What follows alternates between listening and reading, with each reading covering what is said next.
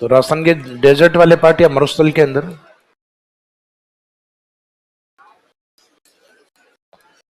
शुष्क मरुस्थल या एरी डेजर्ट वाला पार्ट लगभग कंप्लीट हो गया था अपना, जिसमें हमने एक तो विदाउट सैंड ड्यून, जिसके पीछे रीजन क्या देखा था, हमादा या रॉकी डेजर्ट के जहां बालू का स्तूप नहीं होते, एक विद सैंड ड्यून, और विद सैंड ड्यून के साथ हमने देखे थे टाइप्स ऑफ सैंड ड्यून्स, यानी बालू का स्तूप, बालू का स्तूप का मीनिंग क्या होता है और उसके प्रकार।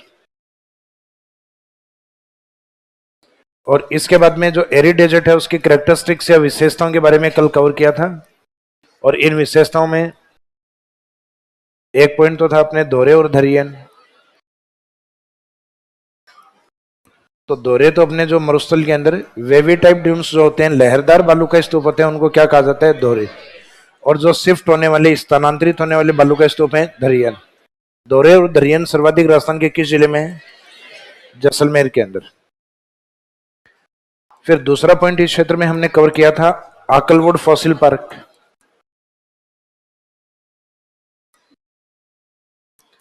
तो यहां लकड़ी के जो फॉसिल मिले हैं उन फॉसिल्स को लेके एक पार्क बना हुआ है, जो वुड फॉसिल्स हैं। पार्क कहां बना हुआ है, आकल जैसलमेर में, नेशनल डेजर्ट पार्क में, जिसमें कितने वर्ष पूर्व के वुड फॉसिल्स हैं, तो लगभग 18 करोड़ वर्ष पूर्व। मिलियन ईयर्स में कन्वर्ट करने के लिए 10 से मल्टीपल करना होता है, तो बिफोर 180 मिलियन ईयर्स, मीनिंग है जुरासिक एज, यानी अब से लगभग 18 करोड़ वर्ष पूर्व जो युग था उसको हम जुरासिक एज या जुरासिक काल कहते हैं। इसके बाद में नेक्स्ट पॉइंट अपनी सेडिमेंट्री रॉक्स के ऊपर बात हुई थी। तो पश्चिमी भाग जो टेथिस सी रहा हुआ है, टेथिस सागर का जो पार्ट रहा हुआ है, इसमें मुख्यतः परवाल या मूंगा जैसे जीव रहे हैं। तो उन परवाल, मूंगा या कोरल के कारण मुख्यतः डेजर्ट के अंदर कैल्शियम कार्बोनेट जमा हुआ है। तो एक तो कैल्शियम कार्बोनेट चट्टानें यहां पर अधिक पाई जाती हैं, यानी चूना पत्थर, और एक समुद्री लहरें या सागरीय भाग के इरोजन के कारण थोड़े मोटे पार्टिकल्स वाली मिट्टी यहां मिली है, सैंड। और उस सैंड के लिथिफिकेशन यानी दबाव या कठोर होने के कारण वहां पे सैंड स्टोन बना है, यानी बलुआ पत्थर। और इसी बलुआ पत्थर का जब इरोजन होता है, वापस जब इसका अपर्दन होता है, तो इससे पार्टिकल्स मोटे बनते हैं। तो सैंड स्टोन से बनने वाली जो मिट्टी होती है उसको भी हम बोलते हैं सैंडी सॉइल, यानी मोटे पार्टिकल उनको रेत कहते हैं, और उससे बनने वाली मिट्टी को हम क्या बोलते हैं, रेतीली मिट्टी, या बलुआ पत्थर के अकॉर्डिंग उसको नाम क्या दिया जाता है, बलुई मिट्टी, सैंडी सॉइल। तो इसमें लास्ट में सेडिमेंट्री रॉक्स में ये दो बातें हुई थी अपनी, एक तो चूना पत्थर चट्टाने और एक बलुआ पत्थर चट्टाने यहां पाई जाती, और एक लास्ट में जलपट्टी या लाठी सीरीज। हालांकि क्वेश्चन मुख्यतः इस शब्द को लेके आता है कि राजस्थान में लाठी सीरीज किस क्षेत्र में है, तो पोखरण मोहनगढ़ के बीच में, मुख्यतः जैसलमेर के अंदर। कितनी किलोमीटर की डिस्टेंस में, 60 किलोमीटर के। यहाँ पे सबसे ज्यादा ट्यूबवेल किस क्षेत्र में आते हैं, चांदन में या चांदन में, जिसको थार का गढ़, पोर्ट ऑफ थार के नाम से जाना जाता है। और इस पे पाई जाने वाली पौष्टिक घास, सेवन घास, जैसे shelter land of godown, godown की शरण स्थली कहा जाता है। यहां तक कंप्लीट हो गया था कल अपना। तो इसका मीनिंग ये पार्ट अपना कंप्लीट हो गया है, डेजर्ट का एक पार्ट एरी डेजर्ट। अब इसका सेकंड पार्ट है, हेडिंग डालिएगा सेमेरी डेजर्ट या बांगड़ प्रदेश।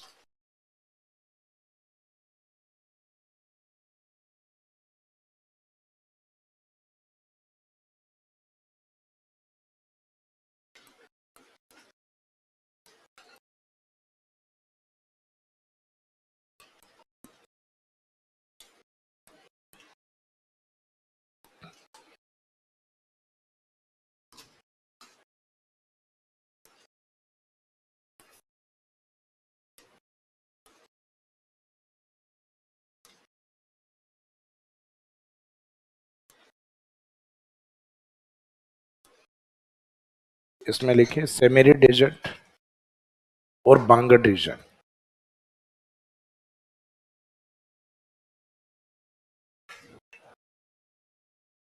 तो बांगड़ रीजन की जो डेफिनेशन है, वो एक तो आइसो हाइट यानी समवर्षा रेखा पे डिपेंड है। जैसे अरावली पे हम एक समवर्षा रेखा मानते हैं 50 सेंटीमीटर, कि अरावली के हम पश्चिम की ओर जाएंगे तो वर्षा की मात्रा कंटिन्यूस 50 सेंटीमीटर से कम होगी। अरावली के ईस्ट में आएंगे तो वर्षा की मात्रा कंटिन्यूस 50 सेंटीमीटर से इंक्रीज होगी या बढ़ेगी कंटिन्यूस। तो अरावली के ऊपर एक समवर्षा रेखा मानी जाती है, average 50 centimetre, 50 centimetre isohyet line, 50 centimetre समवर्षा रेखा। अरावली के पश्चिम में जो एरिड डेजर्ट है, उस एरिड डेजर्ट, शुष्क मरुस्थल और अर्ध शुष्क मरुस्थल की सीमा मानी जाती है 25 सेंटीमीटर। मीनिंग है 25 सेंटीमीटर से लेके सम का जो एरिया है, सम जैसलमेर का एरिया है, जहां 1 सेंटीमीटर से भी वर्षा कम होती है, जिसको मौसम विभाग ने लगभग कितना मान रखा है, लगभग 0 सेंटीमीटर। पूरे साल का एवरेज 1 सेंटीमीटर से भी कम होने के कारण इसको वर्षा विहीन स्थान कहा गया। तो राजस्थान का जो सम का एरिया है, वहां वेजिटेशन, लगभग वनस्पति नहीं है इस क्षेत्र में। तो इसका मीनिंग है ड्यून्स का एरिया है, और ये अपने ड्यून्स के कारण टूरिज्म को अट्रैक्ट करता है। पश्चिमी राजस्थान में जो टूरिस्ट जाता है, जैसलमेर में सबसे ज्यादा विजिट कहाँ का, सम के अंदर। हालांकि आजकल तो कुछ नई साइट हैं जिनको डेवलप किया जा रहा है, क्योंकि सम में क्राउड बहुत ज्यादा होने लग गया है। तो ये 25 सेंटीमीटर से कम जो वर्षा वाला क्षेत्र है, ये एरी डेजर्ट में आता है।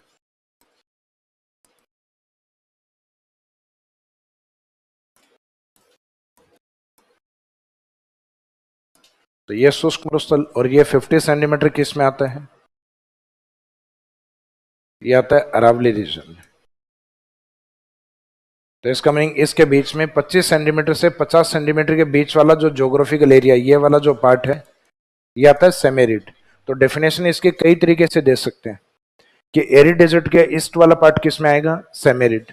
अरावली के वेस्ट वाला पार्ट किस में आएगा, तो राजस्थान के वेस्टर्न वाला पार्ट, राजस्थान के पश्चिम का भाग शुष्क है, यानी western part of Rajasthan arid desert, और western part of Aravalli semiarid desert. Aravalli का पश्चिम और राजस्थान का पश्चिम दोनों अलग अलग है। राजस्थान का पश्चिम तो है शुष्क, और अरावली का पश्चिम है अर्ध शुष्क। तो इन दोनों को स्केल लेके बता सकते हैं हम कि शुष्क मरुस्थल यानी 25 सेंटीमीटर एवं अरावली यानी 50 सेंटीमीटर के बीच के भौगोलिक क्षेत्र को या ज्योग्राफिकल एरिया को क्या कहा जाता है, सेमेरी डेजर्ट और बांगड़ रीजन। तो बांगड़ का रीजन पहले मैंने बताया भी था आपको कि अरावली के ईस्ट में जो नदियां होती हैं, जो हर साल नई और उपजाऊ मिट्टी को जमा करती हैं, और उपजाऊ मिट्टियां होती हैं वो ज्यादा फर्टाइल होती हैं खाद की तरह। तो जो नवीन जलोढ़ के मैदान होते हैं, न्यू एलुवियल सोइल के जो प्लेन एरिया होते हैं, उनको क्या नाम दिया जाता है, खादर। और जो पुरानी जलोढ़ के मैदान होते हैं उनको बांगर। तो पश्चिमी राजस्थान की जो जलोढ़ मिट्टी है वो थोड़ी पुराने टाइप की है, जो पूर्वी मैदानों की तुलना में लेस फर्टाइल यानी थोड़ी कम उपजाऊ है। तो कम उपजाऊ जमीन को हम क्या बोलते हैं, कम उपजाऊ जमीन को कहा जाता है बंजर भूमि, इनफर्टाइल लैंड। तो उस बंजर से निकला हुआ शब्द क्या है, बांगर शब्द। और जो पूर्वी मैदान के जो फर्टाइल प्लेन यानी जमीन को उपजाऊ बनाने के लिए हर साल अपन जमीन में क्या डालते हैं, तो नदियों के द्वारा हर साल जो उपजाऊ मिट्टी डिपॉजिट की जाती है, यानी जो मोर फर्टाइल सोइल, ज्यादा उपजाऊ मिट्टी होती है, उनको टाइटल क्या दिया जाता है, खादर। तो ये उत्तर विशाल मैदान में मैदानों के टाइप पढ़ोगे आप, कि नदियों के जो न्यू एलुवियल सोइल के प्लेन होते हैं, नवीन जलोढ़ के जो मैदान होते हैं, उनको क्या कहा जाता है, खादर। और पुरानी जलोढ़ के मैदान होते हैं वो बांगर कहलाते हैं, क्योंकि बंजर शब्द से निकले हुए शब्द है। तो इसका मीनिंग ये मोर फर्टाइल, और ये इसकी तुलना में लेस फर्टाइल, ये ज्यादा उपजाऊ होता है, इसकी तुलना में ये कम उपजाऊ होता है। तो डेफिनेशन लिखिए इसमें, डायग्राम बनाना चाहिए, डायग्राम बना लीजिए इसमें। तो डायग्राम में रटना नहीं पड़ेगा डेफिनेशन को, कि अरावली और एरी डेजर्ट का जो बीच वाला जो भाग है, ये सेमेरी डेजर्ट।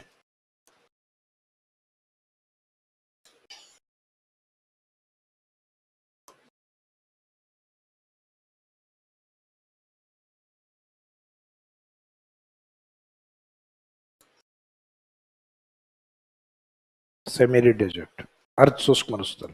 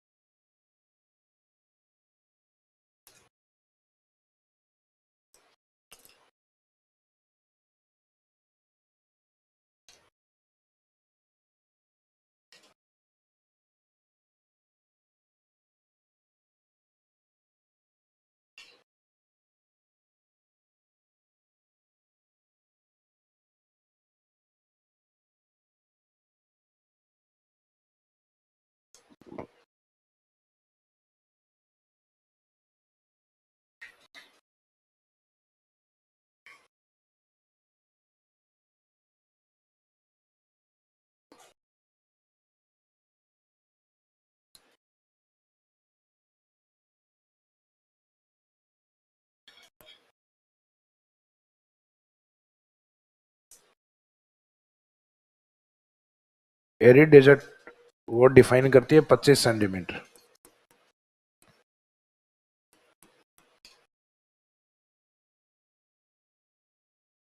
एवं अरावली क्षेत्र ब्रैकेट में 50 सेंटीमीटर।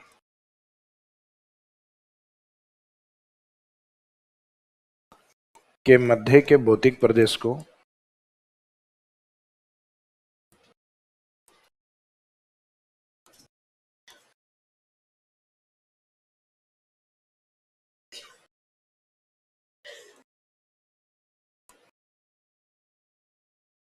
अर्ध शुष्क मरुस्थल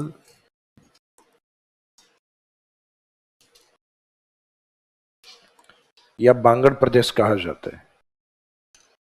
ए geographical region which is lies between या located between arid desert bracket में 25 centimetre and Aravalli region bracket में 50 सेंटीमीटर।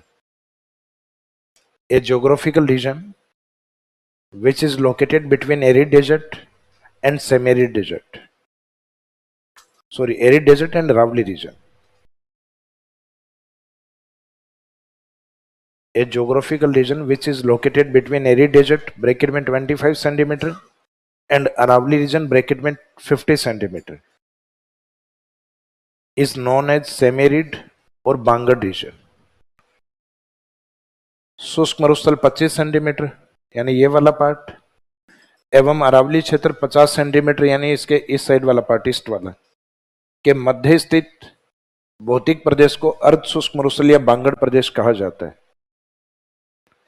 शुष्क मरुस्थल ब्रैकेट में 25 सेंटीमीटर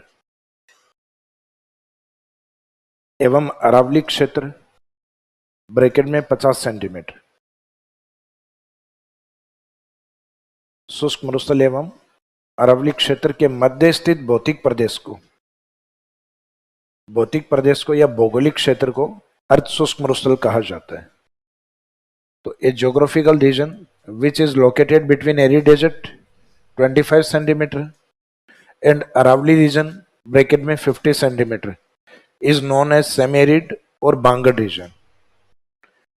अब जैसे हमने एरिड डेजर्ट को डिफाइन किया था शुष्क मरुस्थल को, इससे आधी वर्षा मानी थी शुष्क में 0 से 25 सेंटीमीटर, और सेमी एरिड डेजर्ट के अंदर डबल मानते हैं 25 से 50 सेंटीमीटर।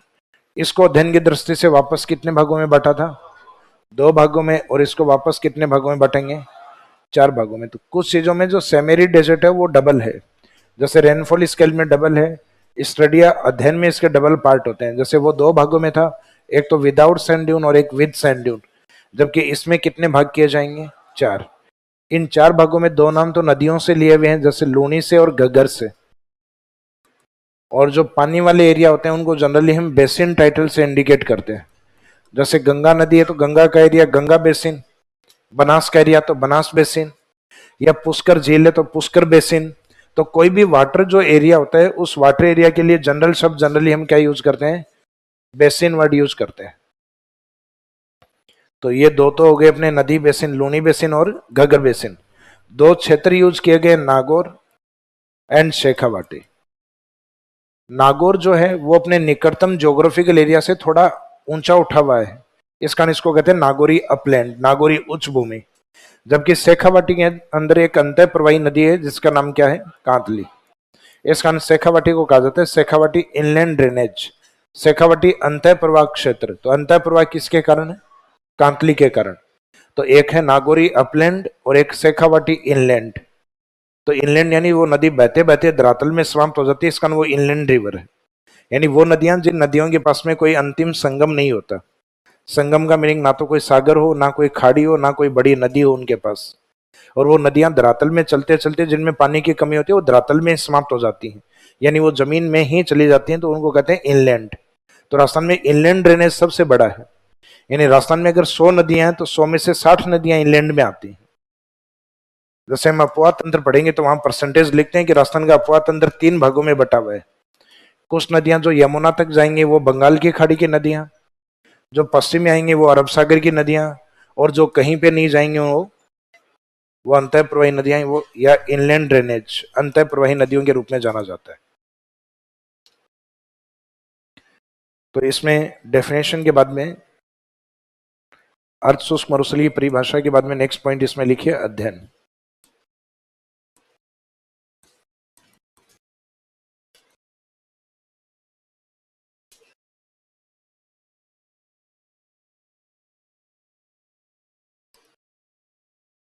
इसमें लिखिए according to study point of view, अध्ययन की दृष्टि से, अध्ययन वाले पार्ट में लिखिए according to study point of view, अध्ययन की दृष्टि से अर्ध शुष्क मरुस्थल को पुनः 4 भागों में बांटा गया है।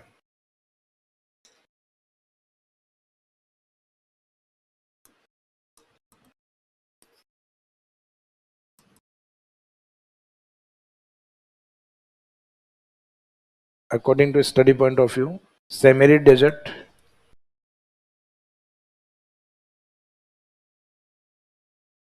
again divides into 4 parts, 4 parts या 4 divisions।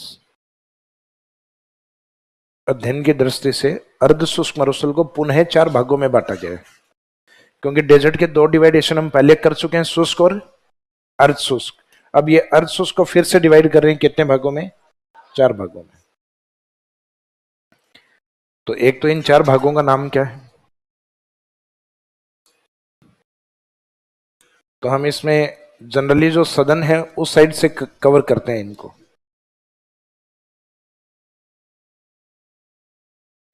यानी अरावली का पश्चिमी भाग है, जिसमें यहाँ अजमेर से नागौर जोधपुर होते हुए बाड़मेर बालोतरा से नदी जाती है, जिसको हम कहते हैं लूनी। तो एक पार्ट तो आता है इसमें लूनी बेसिन। लूनी के जस्ट बाद में ऊपर की तरफ जो राजस्थान का मध्यवर्ती जिला है नागौर, तो ये नागौरीय प्लेन के ऊपर का जो हिस्सा है वो शेखावाटी, और शेखावाटी के ऊपर का जो हिस्सा राजस्थान के गंगानगर हनुमानगढ़ का जो एरिया है वो घग्गर बेसिन है।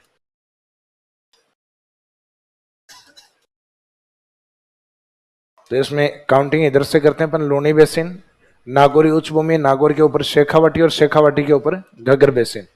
तो सीक्वेंस अपने को इसमें ये रखना है, लूनी, नागौर, शेखावाटी एंड घग्गर। तो ये 2 नदी बेसिन हो गए, Luni basin and Ghaggar basin, और नागौर अपलैंड और शेखावाटी इनलैंड। तो ये चारों भागों के नाम लिखे इसमें, लूनी बेसिन,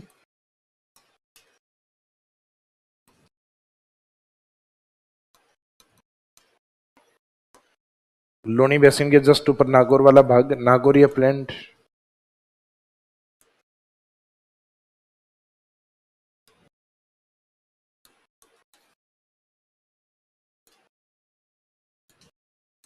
नागौरी उच्च भूमि, नागौर के जस्ट ऊपर की ओर शेखावाटी,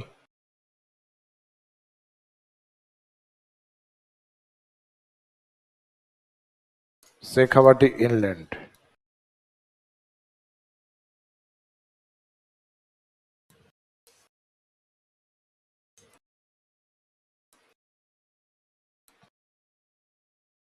शेखावाटी अंतःप्रवाह, और सबसे ऊपर का जो हिस्सा है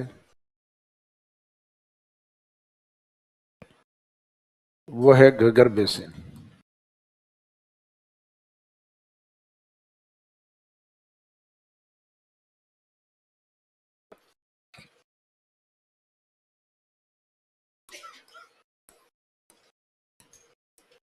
घग्गर में वर्तमान में प्रचलन में शब्द दोनों ही ठीक है, ये घर वाला ये भी ठीक लगा, और ये वाला जो है ये जनरली पुराना शब्द जो यूज किया जाता है वो है। तो इसका मीनिंग घर लिखना भी गलत नहीं है और घर लिखना भी गलत नहीं है, वर्तमान में दोनों ही प्रचलन में। तो घग्गर का मैदान या घग्गर का मैदान।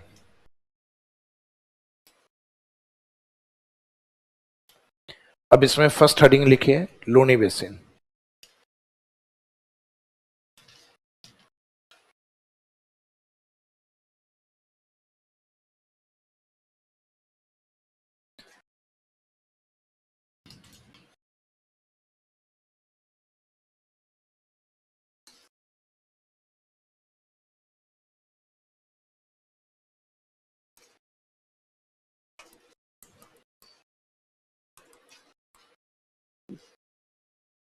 तो यहां पर जो लूनी बेसिन जो कवर कर रहे हैं वो लोनी बेसिन कवर किया जा रहा है सेमेरी डेजर्ट के अकॉर्डिंग, यानी जो अर्ध शुष्क मरुस्थल हमने पढ़ा है, यानी जो 25 से 50 सेंटीमीटर वाला ज्योग्राफिकल एरिया है जिसको हमने कवर किया है।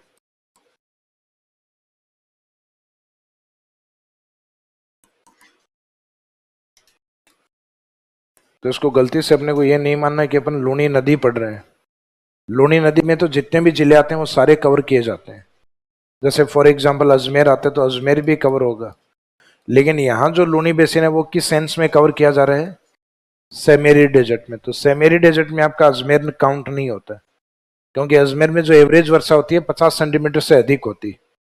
तो जब आपसे ये पूछा जाए लूनी का ज्योग्राफिकल एरिया कौन सा है, तो लूनी के ज्योग्राफिकल एरिया में जो डिस्ट्रिक्ट जो आते हैं उनको जनरली हम शॉर्ट में कहते हैं अपना बजाज। किसका बजाज, ये इसका ज्योग्राफिकल एरिया है। अजमेर, पाली, नागौर, बै वाले दोनों हैं, बाड़मेर एंड बालोतरा।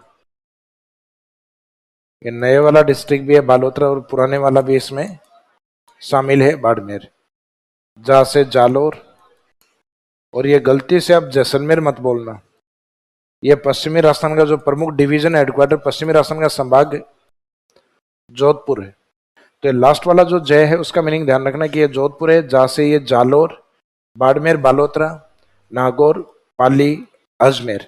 हालांकि पाली का कुछ हिस्सा है वो अजमेर से अलग हुआ पार्ट ब्यावर है, उस ब्यावर में चला गया है, और पाली के उसी हिस्से से लूनी नदी निकलती है। तो इसका मीनिंग इसके कैचमेंट एरिया में ब्यावर भी आता है। लेकिन इसमें से जो डेजर्ट डिस्ट्रिक्ट अगर अपन देखें तो डेजर्ट डिस्ट्रिक्ट में काउंटिंग अजमेर की नहीं होती। नागौरी उच्च भूमि को हम अलग से कवर कर रहे हैं। तो इसका मीनिंग नागौर का जो मोस्टली एरिया वो ऊपर वाला हिस्सा है उसको हम नागौरी अपलैंड के रूप में कवर करते हैं। तो एक पार्सली पार्ट है नागौर का साउथ वेस्ट पार्ट, वहां से लूनी निकलती। तो इसमें मुख्यतः नागौर को भी कवर नहीं किया जाएगा, क्योंकि नागौर अपने अलग से हेडिंग लिख रखा अपने सेकंड, नागौरी उच्च भूमि। तो इसमें जो डिस्ट्रिक्ट कवर किए जाएंगे उसमें एक तो रहेगा आपका पाली, एक रहेगा बाड़मेर, बालोतरा, बाड़मेर, जालोर एंड जोधपुर। तो इन जिलों के नाम इसमें यूज किए जाते हैं। तो मीनिंग है लूनी बेसिन। तो लूनी बेसिन किस सेंस में, सेमेरी डेजर्ट में। तो मीनिंग है कि इसमें लूनी नदी नहीं पड़ रही। लूनी नदी में तो सब जिलों के नाम लिखने पड़ेंगे अपने को। जैसे कि अपना चैप्टर जो ड्रेनेज सिस्टम आएगा उसमें सारे जिले कवर होंगे।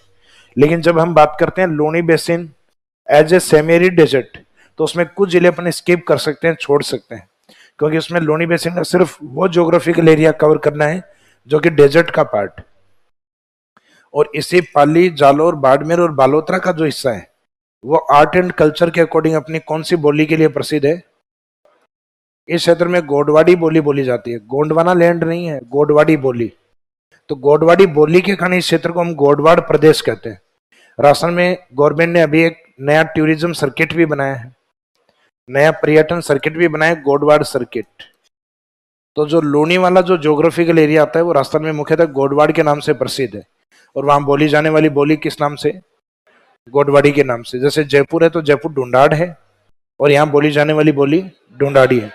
जयपुर के नॉर्थ में जो क्षेत्र आता है वो तोरावाटी है, और वहां बोली जाने वाली बोली का नाम भी तोरावाटी।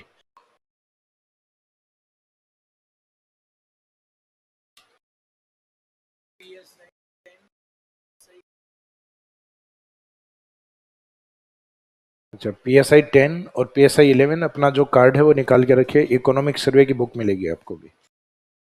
PSI 10 और PSI 11 बातें नहीं करना, कार्ड पड़ोसियों से उधार नहीं लेना है आपको। हाँ भाई, अभी 10 और 11 जो बैच है वो निकाल के रखो, और उसके बाद में अगर दूसरे स्टूडेंट है उनको कोई इश्यू हो या उनको पहले अगर नहीं मिला हो तो वो बाद में मिल लीजिएगा।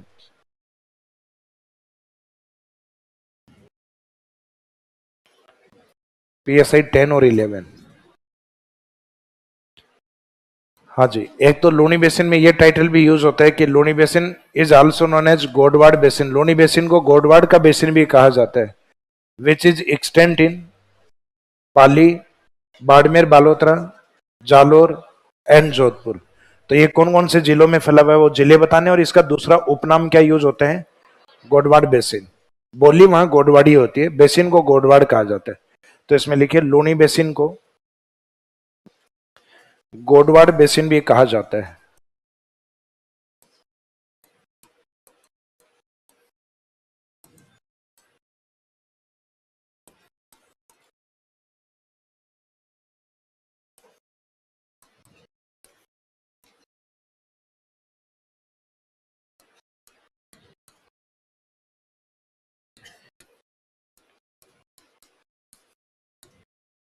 Luni basin is also known as Godwar basin.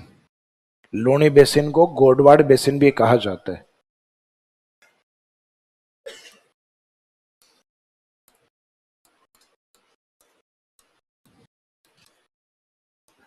Godwar basin भी कहा जाता है। तो गलती से गोंडवाना लैंड मत मान लेना आप, ये गोडवाड़ अलग शब्द है। गोडवाड़ बेसिन भी कहा जाता है। जो मुख्यतः तो लूनी नदी के कुछ जिले इसमें कवर नहीं करेंगे अपन, सिर्फ सेमेरी डेजर्ट का हिस्सा कवर करेंगे, जिसमें मुख्य जिले पाली, जोधपुर, जो बीच में दोनों डिवीजन बन गए थे अपने, पश्चिमी राजस्थान का मुख्य संभाग जोधपुर है, लेकिन जोधपुर से बीच में एक नया संभाग बना था, कौन सा? पाली। तो इट्स मेनली एक्सटेंट, या Luni basin mainly extent in Pali, Jodhpur, Barmer, Balotra and Jalore. बाकी लिखने में इसमें बुक में अपने सिरोही भी लिखा हुआ रहता है कई जगह, हिंदी ग्रंथ अकादमी में भी लिखा हुआ है, लेकिन सिरोही वैसे देखा जाए तो नॉन डेजर्ट डिस्ट्रिक्ट है, राजस्थान में गैर मरुस्थलीय जिलों में काउंट होता है सिरोही। तो सिरोही को वैसे लिखना तो गलत है, क्योंकि राजस्थान में अरावली के पश्चिमी जो जिले हैं उसमें एक ही जिला ऐसा है जो नॉन डेजर्ट डिस्ट्रिक्ट है। और वास्तव में देखा जाए तो लूनी नदी इसमें जाती भी नहीं है। लूनी की कुछ ट्यूबट्रीज हैं, कुछ सहायक नदियां हैं जो सिरोही से आती हैं, जैसे कि एक बेस्ट नदी का एग्जाम्पल है वहां खारी। और एक खारी ऐसा शब्द है जो राजस्थान के सभी ड्रेनेज सिस्टम में आता है, यानी खारी राजस्थान में एक नहीं, राजस्थान में खारी 3 नदियां हैं। अरब सागर में है लूनी वाली, जो वैसे प्रॉपर जाती है जवाई में है, और जवाई उसके पानी को लेके किस में जाती है? लूनी के अंदर। फिर एक खारी नागौर से आती है जो सांबर झील में आती है।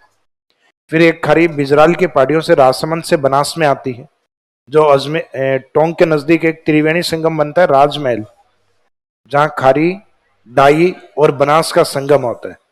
तो इसका मीनिंग राजस्थान में खारी एक ऐसी नदी है जो तीनों ड्रेनेज सिस्टम का पार्ट है। तो तीनों का एक ही नदी नहीं है, तीनों अलग अलग नदियां हैं। एक सिरोही की नदी है, एक मुख्यतः नागौर की नदी है इनलैंड वाली, और एक मुख्यतः राजसमंद की नदी है। कौन सा? राजमहल मुख्य नदी बनास होती है, और उसमें मिलने वाली जो ट्रिब्यूटरीज होती है वो खारी और डाई। खारी, एंड इसके बाद में एक अजमेर से आने वाली है, उसका नाम क्या होता है? Die river. तो ये रिवर्स पढ़ेंगे तब उसमें कवर हो जाएगा आपका, यानी बनास में आएगा आपका ये पार्ट। तो एक तो इसका जो ज्योग्राफिकल एरिया वो आपको ध्यान रखना है।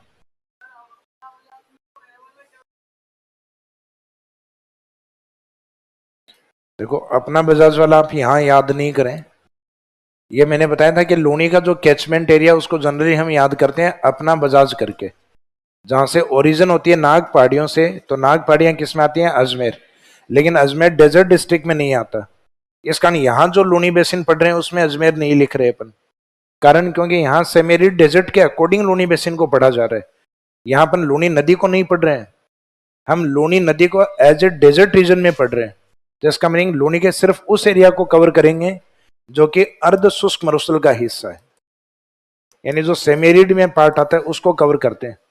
और ना ही इसके अंदर मुख्यतः नागौर लिखा जाता है यहाँ, क्योंकि यहाँ नागौर को अलग से इंडिकेट कर रखा है अपन ने, नागौरी अपलैंड के रूप में, जिसकी करेक्टरिस्टिक्स या विशेषताएं कुछ अलग लिखेंगे अपन।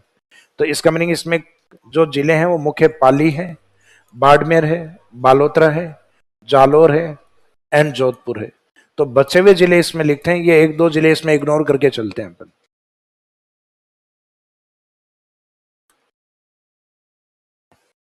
तो इसका ज्योग्राफिकल एरिया तो समझ में आ गया, गोडवाड है। अब इसमें करेक्टरिस्टिक्स या विशेषताएं क्या है? तो अब इसमें लिखे विशेषताएं।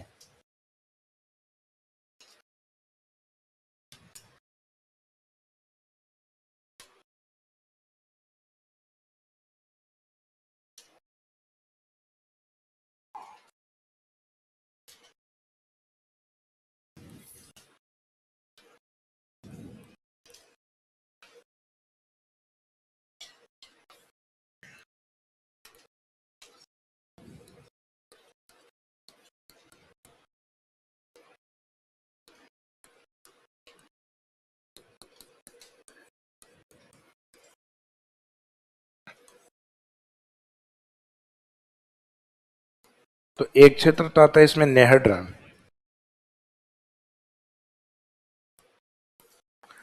तो रण का डेफिनेशन अपन अलग से लिखेंगे,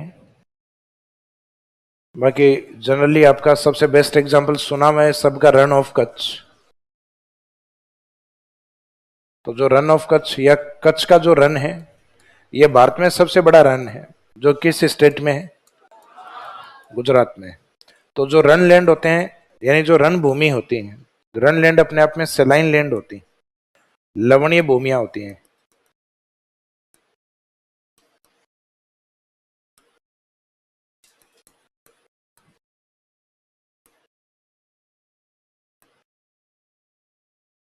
लवणीय के साथ ये मार्शल लैंड भी होते हैं, लवणीय के साथ ये दलदली भूमि भी होती है, क्योंकि इनके अंदर नमक होता है, पानी भरा हुआ होता है, वहां ये दलदली होती है।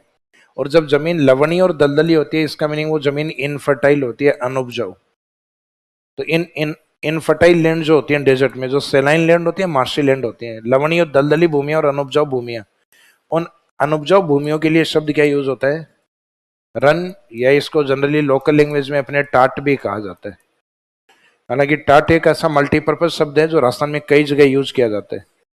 जैसे शेखावाटी में जो बकरी होती है, उन बकरियों को भी हमारे इस साइड में क्या बोलते हैं?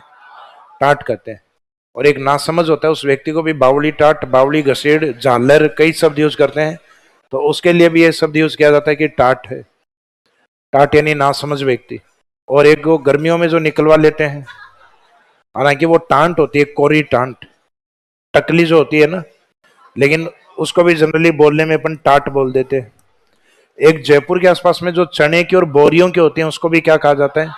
उसको भी टाट कहा जाता है। टाट एक मल्टीपर्पज शब्द है। जैसे राजस्थान में एक बचीड़ शब्द आता है, वो जहां इच्छा होती है वहां लगा देते हैं। भाई कहीं लाइन में खड़े हैं, धक्का मारना है, तो पीछे वाला व्यक्ति कहेगा देव बचीड़। कहीं जिमनार में बैठे हैं और ज्यादा खाना है, तो कि दो बचीड़। तो इसका मीनिंग बचीड़ मल्टीपर्पज शब्द है, वैसे ही टाट भी ऐसा ही शब्द है। और हिंदी में अगर रन लिखें तो रन के भी मीनिंग कई होते हैं। जैसे लेग साइड में खेलते हुए भाकर विराट कोहली ने 2 रन लिए, तो रन क्रिकेट में भी होता है, लेकिन जो ज्योग्राफिकल जो रन होता है, इसका मीनिंग क्या होता है? सेलाइन और इनफर्टाइल लैंड होती हैं, ये लवणीय और अनुपजाऊ भूमियां होती हैं। अब कभी कभार इनमें पानी भरता है, तो पानी भरने के कारण ये मार्शी लैंड में या दलदली भूमि या स्वैम्पी लैंड में भी काउंट होती है। तो ऐसा ही एक रन लूनी बेसिन में भी आता है। लूनी बेसिन में वो रन आता है जालोर के नेहड़ के अंदर। हालांकि जालोर वाले पूरा नाम बोलते ही नहीं है, वो शॉर्ट में बोलते हैं, इसको नेड बोलते हैं। तो जालोर में शब्द ज्यादा नेड के नाम से प्रसिद्ध है, बाकी पूरा शब्द है नेहड़। तो लूनी बेसिन में नेहड़ का रन कहां पाया जाता है? तो आंसर रहेगा जालोर। लूनी बेसिन तो हम ऑलरेडी पढ़ ही रहे हैं, तो वो तो अंडरस्टूड है कि जो नेहड़ रन है वो मुख्यतः सेमेरिड में किसका पार्ट है? लूनी बेसिन का। किस जिले में है? जालोर के अंदर। तो नेहड़ रन लोकेटेड इन जालोर। फिर एक दूसरा शब्द इसमें लूनी बेसिन से जुड़ा हुआ शब्द है,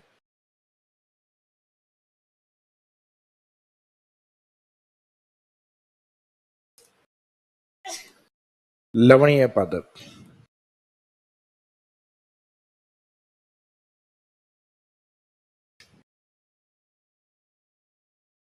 हेलोफाइट प्लांट। जैसे मरुस्थल में होते हैं, कंपनी में, उनको कहते हैं जीरोफाइट, मरुद्भिद पादप। जो पानी में पनपते हैं उनको कहते हैं हाइड्रोफाइट, जलोदभिद पादप। और जो मुख्यतः लवणीय जमीन में पनपते हैं, डेवलप होते हैं, उनको हेलोफाइट प्लांट यानी सेलाइन प्लांट, लवणीय पादप। तो लवणीय पादप के जो बेस्ट एग्जाम्पल हैं वो तो मिलेंगे भारत में, जहां रण सबसे ज्यादा है, यानी रण ऑफ कच्छ। जो कच्छ का रण है, उस एरिया में लवणीय वनस्पति ज्यादा मिलती है। लवणीय वनस्पति यानी खारी वनस्पति। और उस खारी वनस्पति को खाने वाली उस साइड में एक कैमल ब्रीड भी पाई जाती है, ऊंट की एक प्रजाति भी पाई जाती है। उस ऊंट की ब्रीड को नाम क्या दिया जाता है? खराई। जो रण ऑफ कच्छ वाले एरिया में पानी को तैरते हुए, वहां जगह जगह जो आइलैंड बने हुए हैं, टापू, उन टापुओं पे खारी घास को चर के आता है। तो खारी घास को खाने वाली ऊंट की प्रजाति को नाम क्या दिया गया? खराई। तो हमने सुना कि मरुस्थल है, मिट्टी पे चलता है, लेकिन ये जो प्रजाति पानी में तैरती भी है, इसको कहा जाता है swimming camel of India, Bharat का तैरने वाला ऊंट। तो भारत में ऊंट की तैरने वाली प्रजाति का नाम है खराई प्रजाति, जो मुख्यतः गुजरात में प्रसिद्ध है। हालांकि एंडेंजर्ड स्पीसीज में है, संकटकालीन जीवों में है। और ऊंट वैसे भी अपने यहाँ राजस्थान में संकटकालीन ही है। सिर्फ ऊंट ही नहीं है, वजन ढोने वाले सभी पशु हैं वो सब संकटकालीन है। जैसे हर 5 साल की पशुगणना के बाद में अगर देखें तो खच्चरों की संख्या में सबसे ज्यादा कमी आ रही है। खच्चर, इसका मीनिंग है कि घोड़ी और गधे का प्यार कम हो गया है, और उसके पीछे रीजन ये है कि इंसान की आवश्यकताएं कम हो गई हैं। हम सिर्फ जिन पशुओं को चाह रहे हैं वो पशु हैं बीसी, बफेलो एंड काव, कहीं और नहीं जाए, बफेलो एंड काव। अपनी पशुगणना में 9 पशु होते हैं, 9 पशु में सिर्फ ये 2 ही बढ़ रहे हैं। तो ये तो पता चल गया कि इंसान मतलबी है। ये सिर्फ उन्हीं पशुओं को बढ़ा रहे हैं जो उसके फायदे वाले हैं, डेयरी फार्मिंग वाले। बाकी वजन के तौर पे इनके पास पिकअप आ गई है, 407 आ गई है, और आजकल इलेक्ट्रॉनिक व्हीकल्स आ गए जिसमें डीजल तक की भी आवश्यकता नहीं है। तो इसका मीनिंग अब ऊंट की आवश्यकता नहीं है। भाई घर में खड़ा एक ऊंट 5 आदमियों के बराबर है, यानी ऊंट इतना चारा खा जाता है महीने का जितने 5 आदमियों का खाना नहीं होता है। तो इस कारण इंसानों ने धीरे धीरे इसको पालना बंद कर दिया, और चारे की वैसे ही ग्रामीण क्षेत्रों में पशु बढ़ रहे हैं, उसके साथ कमी हो रही है। तो इस कारण ऊंट को लोग पालना नहीं चाह रहे हैं। अब हर 5 साल की पशुगणना में आप देखोगे ऊंटों में 60% कमी। तो फॉर एग्जाम्पल पहले 100 थे तो अब 40 रह गए। अगली पशुगणना में फिर यही पढ़ोगे, ऊंटों में 70% कमी। तो इसका मीनिंग जो 40 रह गए थे वो अपने आप में 100% हो गए, फिर उनमें भी 70% कमी। तो ऊंटों में जो परसेंटेज में कमी आ रही है हर पशुगणना में लगभग इतनी आ रही है, मोर देन 50% कम हो रहे हैं। इसका मीनिंग अगली पशुगणना में ये मानो कि ऊंटों की संख्या है वो राजस्थान में लगभग 10-20% तक सीमित हो गई है, यानी पहले जो पशु थे उससे काफी कम हो गए हैं ऊंट। तो ऊंट नहीं, राजस्थान में लगभग सभी पशु कम हुए हैं, सिर्फ इन 2 को छोड़ के। गाय और भैंसों की संख्या में कंटिन्यूस वृद्धि हो रही है, बाकी इनके अलावा जितने भी पशु उन सब में क्या आई है, कमी आई है। तो ये लवणीय पादप या हेलोफाइट प्लांट्स हैं, इनको खाने वाली जो प्रजाति है, कौन से में चलेगा इसमें,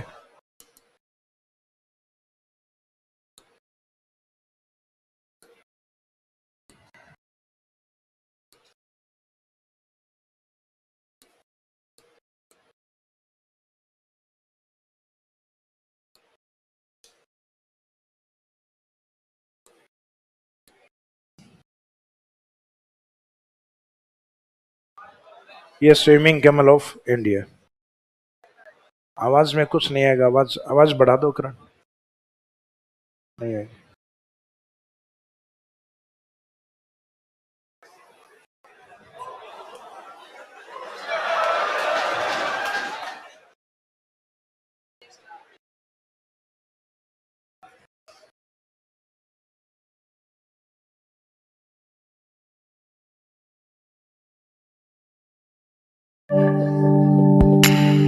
ये लो, अब लो फील।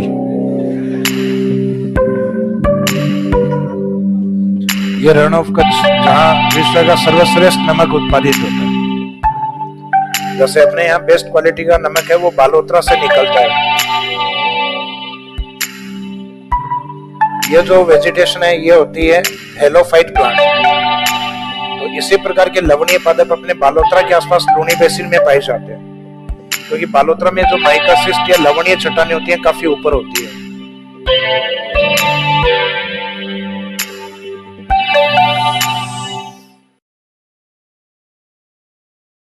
तो इसमें लूनी बेसिन के अंदर हेलोफाइट प्लांट या लवणीय पादप जो है वो मुख्यतः बालोतरा की तरफ ज्यादा है।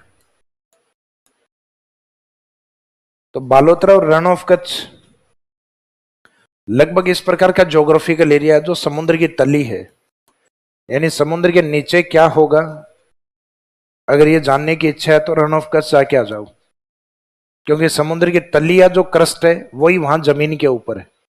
यानी वो जो टेथिस सागर का पार्ट था वो धीरे धीरे ऊपर उठने के कारण यहाँ से सी पार्ट या समुद्र है वो पीछे हट गया और ये जमीन है ये ऊपर आ गई। और यहाँ किसी नदी के द्वारा, जैसे पहले एक नदी आया करती थी हिमालय से, सरस्वती नदी, लेकिन उसके द्वारा भी सेडिमेंट्स राजस्थान में ज्यादा जमा किए गए। इसका मीनिंग गुजरात तक जाते जाते उसके सेडिमेंट भी कम हो गए, अवसादों की वहां पे भी कमी थी, तो वहां हमेशा जो रन ऑफ कच्छ है वो समुद्र का क्रस्ट पार्ट, यानी समुद्र का जो तली है वही जमीन के ऊपर है वहां। और यहाँ तक कि इसके टच में जो डिस्ट्रिक्ट आते हैं अपने जालोर, इसके टच में आता है अपना बालोतरा। तो ये वाले जो डिस्ट्रिक्ट है अपने जालोर बालोतरा, इन एरियाज में माइकासिस चट्टानें काफी ऊपर है, और काफी ऊपर होने के कारण यहाँ पे एक कैनाल निकाली गई है अपने जालोर और बाड़मेर वाले एरिया में, गुजरात की ओर से। उस कैनाल का नाम क्या है? नर्मदा। और उस पर गवर्नमेंट ने ये कंपलसरी इंप्लीमेंटेड किया हुआ है, अनिवार्य रूप से लागू किया हुआ है कि कोई भी किसान ओपन वाटर का यूज नहीं कर सकता इसमें। वो पानी को या तो ड्रिप से यूज करो, बूंद बूंद के माध्यम से, या स्प्रिंकलर के माध्यम से, फव्वारों के माध्यम से। तो राजस्थान में अभी तक नर्मदा एकमात्र ऐसा प्रोजेक्ट है जिसपे ड्रिप और स्प्रिंकलर इरिगेशन टेक्निक टेक्निक जो है वो कंपलसरी इंप्लीमेंटेड है। मीनिंग है drip and sprinkler irrigation techniques are compulsory implemented on Narmada canal. तो कारण यह है कि वहां लवणीयता काफी ज्यादा है। अगर आपने गलती से जमीन पे खुला पानी छोड़ दिया तो अगले साल फिर रन ऑफ कच्छ वालों की तरह आराम से बैठे रहो। इसका मीनिंग है सैलिनिटी तुरंत ऊपर आ जाएगी और एक व्हाइट लेयर बनेगी, जमीन को इनफर्टाइल बना देगी। इसका किसानों के फायदे के लिए इस पे ये जो टेक्निक है इसको कंपलसरी यानी अनिवार्य रूप से लागू किया हुआ है, किसान की इच्छा पर नहीं है। जैसे आईजीएनपी का पानी आप खेत में सीधा यूज कर सकते हो, खुला पानी, लेकिन नर्मदा पे एक कंपल्सन है कि आप या तो ड्रिप के माध्यम से यूज करो या फिर स्प्रिंकलर के माध्यम से। तो वो लवणीय पादप, तो लवणीय पादप लोनी बेसिन में जहां लवणता काफी ज्यादा है बालोतरा के आसपास। हालांकि इसका एग्जाम्पल जालोर का ये एरिया भी आता है, नेहड़ कारण। तो ये पूछा जाए लोनी बेसिन में लवणीय पादप मुख्यतः किस क्षेत्र में पाए जाते हैं, तो आंसर रहेगा मुख्यतः बालोतरा की ओर अधिक होते हैं, हेलोफाइट प्लांट्स। फिर इसमें कुछ ज्योग्राफिकल टर्म्स और भी यूज करते हैं अपन, जैसे रोही प्लेन, रोही मैदान। वैसे रोही मैदान बाणगंगा के मैदान को भी कहते हैं अपन।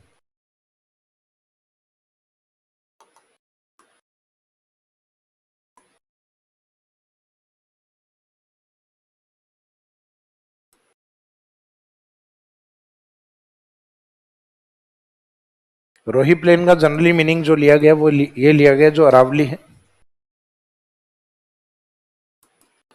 इसके पश्चिमी जो लोनी है। तो लोनी और अरावली के बीच का जो फर्टाइल प्लेन या जो उपजाऊ मैदानी भाग है, इस उपजाऊ मैदानी भाग को नाम क्या दिया गया? रोही मैदान। और इस साइड में जो बैराट की पहाड़ियों से निकल के यमुना की तरफ चलने वाली जो बाणगंगा नदी है, तो बाणगंगा नदी और अरावली के बीच में जो उपजाऊ मैदानी भाग है उसके लिए भी शब्द यूज करते हैं रोही। तो इसका मीनिंग, रोही का meaning fertile plain which is located between river basin and Aravalli, यानी वो उपजाऊ मैदान जो नदी और अरावली के बीच में होते हैं वो रोही प्लेन कहलाते हैं। अब पश्चिमी राजस्थान में बात करें तो पश्चिमी राजस्थान में मुख्य नदी कौन है? लोनी। तो इसका मीनिंग लोनी और अरावली के बीच के उपजाऊ मैदान को क्या बोला जाएगा? रोही। यही बात अगर हम अरावली के ईस्ट में करें तो रोही प्लेन किसके लिए शब्द यूज होता है? बाणगंगा के मैदान। तो बाणगंगा और अरावली के बीच का जो उपजाऊ मैदानी भाग फर्टाइल प्लेन है, यह भी रोही प्लेन। तो मीनिंग है कि माउंटेन्स और उनके निकटतम जो रिवर बेसिन है उनके बीच का जो मैदान होता है वो रोही प्लेन होता है। तो रोही प्लेन लूणी एवं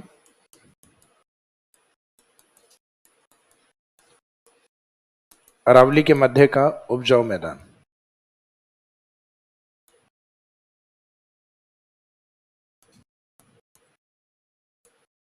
meaning fertile plain which is located between Loni and Aravalli.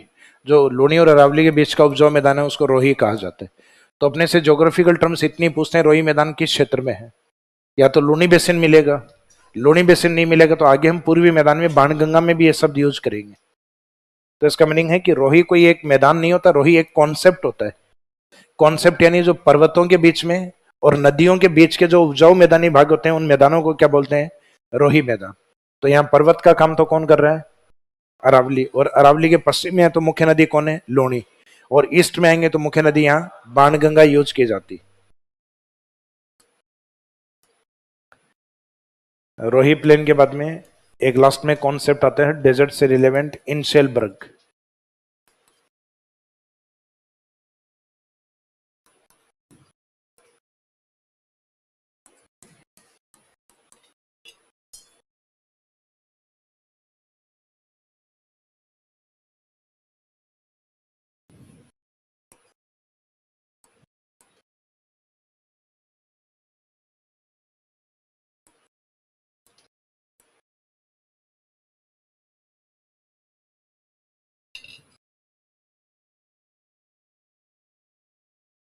मरुस्थल में जो अपर्दित पहाड़ियां होती हैं, अपर्दन का मीनिंग इरोजन के बाद जो बची होती है, या जो अवशिष्ट पहाड़ियां होती है, अवशिष्ट का मीनिंग जो अवशेष के रूप में। फॉर एग्जाम्पल पहले जो माउंटेन है वो इस तरीके से बना होगा कभी, जिसकी एग्जाम्पल के तौर पे हम एक हाइट मान लेते हैं, जैसे ये 500 मीटर हाइट पे बना है।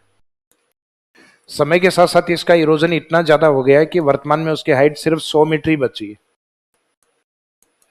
तो कहाँ तो 500 मीटर था और कहाँ 100 मीटर है। तो इसका मीनिंग जो बचा हुआ माउंटेन या जो पहाड़ी है वो सिर्फ क्या है, अवशिष्ट, एक अवशेष मात्र है सिर्फ वो। जैसे अरावली को भी हम कहते हैं अवशिष्ट पर्वतमाला।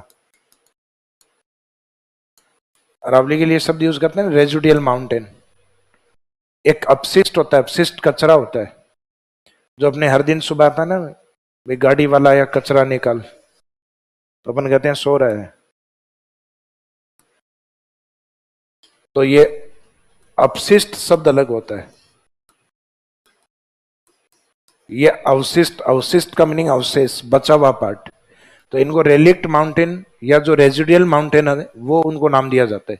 तो पश्चिमी राजस्थान में अपर्दन के बाद जो छोटी पहाड़ियां बची हुई हैं डेजर्ट में, जिसमें बेस्ट एग्जांपल है जालोर की पहाड़ियां और छप्पन की पहाड़ियां। सिवाना के पास में, बालोतरा के पास में एक एरिया आता है, वर्तमान में तो बालोतरा की तरफ आता है सिवाना। तो ये सिवाना के आसपास का जो ज्योग्राफिकल एरिया है, इसमें 56 पहाड़ियों का एक ग्रुप है। इसको हम कहते हैं गोलाकार पहाड़ियां, सर्कुलर हिल्स, ये राउंड शेप हिल्स। तो ये सिवाना की जो पहाड़ियां हैं, जो छोटी और अपर्दित पहाड़ियां, इनको हम कहते हैं इनसेलबर्ग। तो राजस्थान में इनसेलबर्ग के एग्जाम्पल, तो ये तो तय है कि डेजर्ट में होते हैं। तो मरुस्थल में जो अपर्दित और अवशिष्ट पहाड़ियां, उनके लिए शब्द यूज क्या होता है, इनसेलबर्ग। तो इसमें ये जो टाइटल है ये साथ में लिखना है। इसका मीनिंग रेजिडुअल या इरोजन माउंटेन या हिल्स इन डेजर्ट रीजन। मरुस्थल में अवशिष्ट या अपर्दित पहाड़ियों को क्या कहा जाता है, inselberg. Example Jalore and Barmer hills, Jalore और बाड़मेर की पहाड़ियां इसका एग्जाम्पल। कौन, नरेश, नरेश शनोप बुराराम। नरेश शनोप बुराराम जी कौन है, पेरेंट्स आए हैं आपके मिलने के लिए।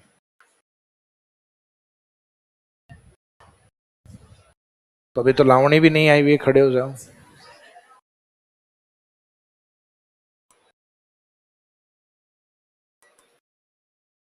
तो ये शब्द अगर यूज होते हैं कि इनसेलबर्ग किस क्षेत्र में, तो इनसेलबर्ग मरुस्थल में है। इनसेलबर्ग का मीनिंग क्या होता है, रेजिडुअल माउंटेन या हिल्स होती है। मुख्यतः एग्जाम्पल कहां पाए जाते हैं, तो एग्जाम्पल होते हैं बाड़मेर और जालोर की पहाड़ियां। बाड़मेर, बाड़मेर के साथ बालोतरा भी लिख सकते हो, बालोतरा एवं जालोर की पहाड़ियां। तो ये 3-4 की वर्ड हैं, वो लिख लो पहले तो, कि लोनी बेसिन में एक तो नेहड रन कहां पाया जाता है, तो इसके जस्ट नीचे लिख दो जालोर। अब ये तो लिखने की आवश्यकता नहीं है कि लोनी बेसिन में जालोर में पाया जाता है, कि लोनी बेसिन तो हेडिंग ही चल रहा है अपना। नेहड रन जस्ट नीचे लिख दीजिए सिचुएटेड या लोकेटेड इन जालोर। फिर हेलोफाइट प्लांट्स लवणीय पादप, तो हेलोफाइट प्लांट्स बालोतरा। तो इस नदी को अपन लूणी इसलिए कहते हैं कि बालोतरा के बाद इसका पानी खारा होता है, और ग्रामीण क्षेत्रों में हम नमक को क्या बोलते हैं, लूण कहते हैं। तो उस लूण शब्द से या नदी के वाटर नेचर के अकॉर्डिंग इसका नाम क्या रखा हुआ है, लूणी नदी। ये भारत की एकमात्र ऐसी नदी है जो अपने वाटर नेचर को चेंज करती है। बालोतरा तक मीठा पानी होता है, बालोतरा के बाद इसका पानी खारा होता है। इस कारण इसको कहते हैं half fresh and half brine river, आधी मीठी और आधी खारी नदी। मीठी का मीनिंग वो नहीं है कि जैसे लड्डू और बूंदी जैसा टेस्ट आएगा इसमें। मीठे का मीनिंग जो फ्रेश वाटर होता है, ताजा पानी होता है, उसको फ्रेश वाटर यानी मीठा पानी कहा जाता है। जैसे अपन कुओं का जो पानी पीते हैं वो मीठे पानी में काउंट होता है, कि नहीं सर मीठा नहीं फीका ही था। तो होता वैसे फीका ही है, लेकिन जो फ्रेश वाटर होता है लवणीय नहीं होता, इसका मीनिंग वो फ्रेश वाटर में ही काउंट होता है, मीठे पानी में।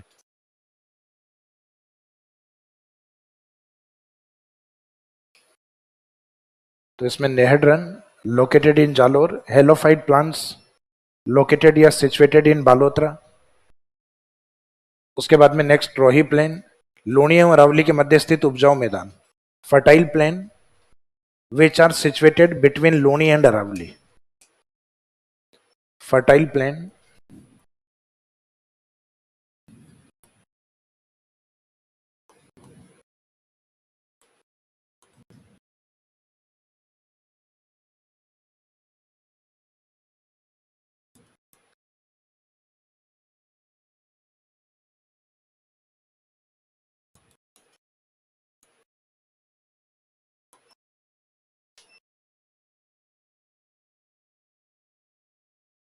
Fertile plain which are situated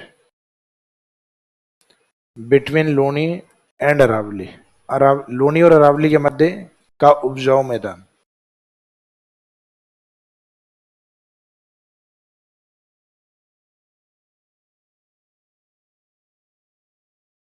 fertile plain which are situated between Loni and Aravalli. फिर नेक्स्ट लिखिएगा इन सेलबर्ग मरुस्थल में अपर्दित या अवशिष्ट पहाड़ी.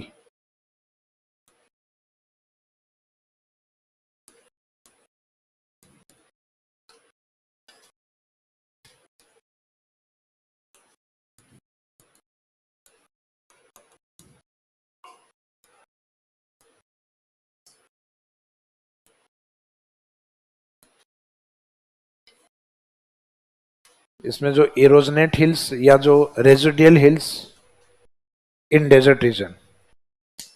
मरुस्थल में रेजिडियल माउंटेन या जो हिल्स होती हैं, अपर्दित पहाड़ियां जो होती हैं, वो अपने आप में क्या है? इनसेलबर्ग. हालांकि ज्योग्राफिकल टर्म्स आती है आपके, इनके ऊपर रिसर्च किया था जर्मनी के एक जियोलॉजिस्ट थे जिनका नाम था बोर्नहार्ट.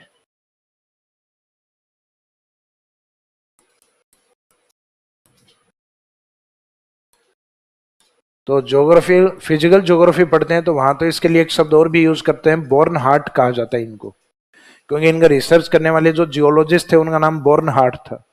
और उन्होंने जर्मन शब्द यूज किया.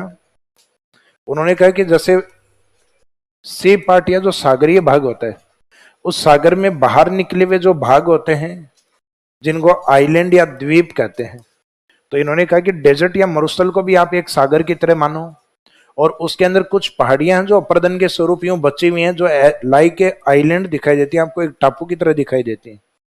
इस कारण इन्होंने इसके लिए शब्द यूज किया इनसेलबर्ग. तो इनसेल का मीनिंग यहां पे होता है आइलैंड. आइलैंड यानी टापू या द्वीप. और बर्ग का मीनिंग होता है माउंटेन. जर्मन लैंग्वेज में जो माउंटेन होते हैं उनके लिए शब्द यूज किया जाता है बर्ग.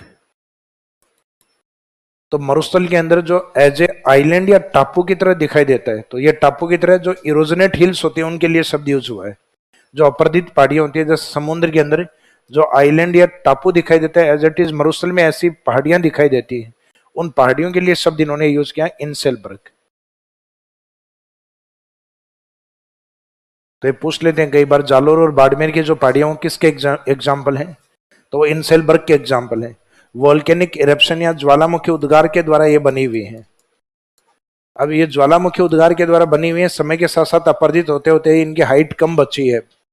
तो इसका मीनिंग ये हुआ कि मरुस्थल में मिलने वाली सारी जो पहाड़ियां वो किसका पार्ट नहीं है? अरावली का पार्ट नहीं है. तो अरावली अपने बाड़मेर में नहीं है, बालोतरा में नहीं है, तो इसका मीनिंग बाड़मेर में फिर पहाड़ियां किसकी हैं? तो वो जो ज्वालामुखी उद्गार हुआ है किसी टाइम, जिसमें मेन जो रॉक्स होती है इग्नियस रॉक्स, इग्नियस रॉक्स का बेस्ट एग्जाम्पल मिलता है जालोर और बाड़मेर के अंदर. और वो एग्जाम्पल कौन है? ग्रेनाइट रॉक्स या आग्नेय चट्टान होती है ग्रेनाइट. तो जालोर और बाड़मेर की पहाड़ियों में मुख्यतः कौन सी चट्टानें ज्यादा है? ग्रेनाइट. तो ग्रेनाइट पत्थर का उत्पादन ज्यादा होता है वहां से. इस कारण जालोर डिस्ट्रिक्ट को हम टाइटल क्या देते हैं? Granite city of Rajasthan. तो ये हम मिनरल्स में भी पढ़ेंगे, वहां पे भी रिपीट होगा आपके. तो यहाँ ये बात नहीं करनी है कि जो अवशिष्ट पहाड़ियां या इन सेलबर्ग पहाड़ियां में चट्टानें कौन सी होती हैं, तो चट्टानें इनमें ग्रेनाइट होती है वैसे. तो ये तीन चार शब्द अपने को याद रखने की. लोनी बेसिन में जो नेहड़ का रन, तो नेहड़ पड़ता है जालोर के अंदर. लोनी बेसिन में जो हेलोफाइट प्लांट या लवणीय पादप कहाँ पाए जाते हैं? तो जहाँ लोनी लवणीय होती है, यानी लोनी नदी खारी कहाँ होती है? बालोतरा में. तो वहां इसके अंदर हेलोफाइट प्लांट भी ज्यादा मिलते हैं, लवणीय पादप.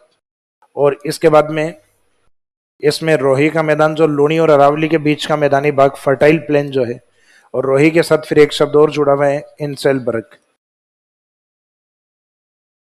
तो इंसेलबर्ग होते हैं रेजिडुअल हिल्स, अपरदित पहाड़ियां, जिसमें एग्जाम्पल है जालोर एंड बालोतरा की पहाड़ियां। तो वो जस्ट नीचे ब्रैकेट में लिख देना, बाड़मेर या बालोतरा, बालोतरा लिख दीजिए, बालोतरा और जालोर की पहाड़ियां, hills of Balotra and Jalore. तो राजस्थान के सेमेरी डेजर्ट का एक पार्ट तो आपका कंप्लीट हो गया, अरावली के जस्ट वेस्ट वाला पार्ट जिसको हमने नाम दिया है लोनी बेसिन। लोनी बेसिन के जस्ट ऊपर वाला जो भाग आता है वो आता है नागोरी अपलैंड।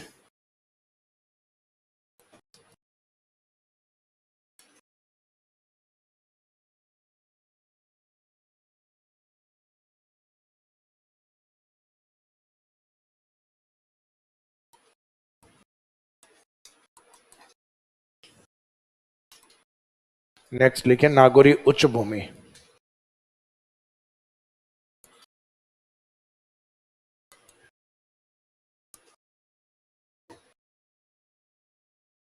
लोनी बेसिन के बाद में नेक्स्ट अगला हेडिंग है नागोरी उच्च भूमि। यस, कौन सा? हाँ, एक इंसेलबर्ग जैसी मानी जाती है, क्योंकि जोधपुर की जो पहाड़ियां उनको एग्जाम्पल माना जाता है, मालानी जो रॉक्स है उनका एग्जाम्पल माना जाता है। तो मालानी रॉक्स का मीनिंग है कि जो बालोतरा और बाड़मेर की जो पहाड़ियां हैं वो ग्रेनाइट रॉक्स हैं। तो जहां जहां पे ग्रेनाइट या बालोतरा या बाड़मेर जैसी पहाड़ियां होती हैं उनको मालानी ग्रुप भी कहते हैं अपन। तो जोधपुर की पहाड़ियों को हम कहते हैं मालानी ग्रुप रॉक्स। जैसे अपने यहाँ अरावली में जो चट्टानें पाई जाती हैं उनकी सिमिलरिटी होती है कर्नाटक में पाई जाने वाले धारवाड़, धारवाड़ डिस्ट्रिक्ट है कर्नाटक में, और इस एरिया में मुख्यतः मेटालिक मिनरल्स या धात्विक खनिज का उत्पादन भारत में सबसे तेजी से हुआ है, धारवाड़ डिस्ट्रिक्ट के अंदर, कर्नाटक के अंदर। तो इंडिया में जहां जहां धातुओं का उत्पादन होता है या जिन चट्टानों में मेटल ज्यादा निकलते हैं उनको टाइटल हम कहते हैं धारवाड़ जैसी चट्टानें। जैसे कोई व्यक्ति सत्य बोलता है तो उसकी तुलना हम राजा हरिश्चंद्र से करते हैं। तो सेम वैसे ही जब धातुओं की बात होती है तो उसकी तुलना हम किससे करते हैं? कर्नाटक के धारवाड़ जिले से करते हैं। तो हम अरावली में भी कहते हैं कि अरावली का निर्माण धारवाड़ जैसी चट्टानों से हुआ है। तो वास्तव में धारवाड़ चट्टानें होती है इग्नियस रॉक्स। तो अपने जो जोधपुर के आसपास की जो पहाड़ियां उनको हम कहते हैं Malani group rocks. Malani group यानी ग्रेनाइट रॉक्स।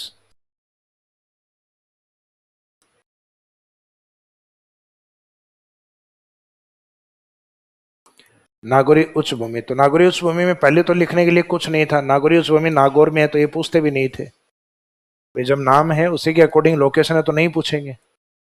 लेकिन अब इसमें कुछ जिले आपके लिए लिखने के लिए आ गए हैं, क्योंकि अब सिर्फ नागौर नहीं रहा, इससे अलग हो गया, एक नया जिला और बन गया है, डीडवाना। डीडवाना कुचामन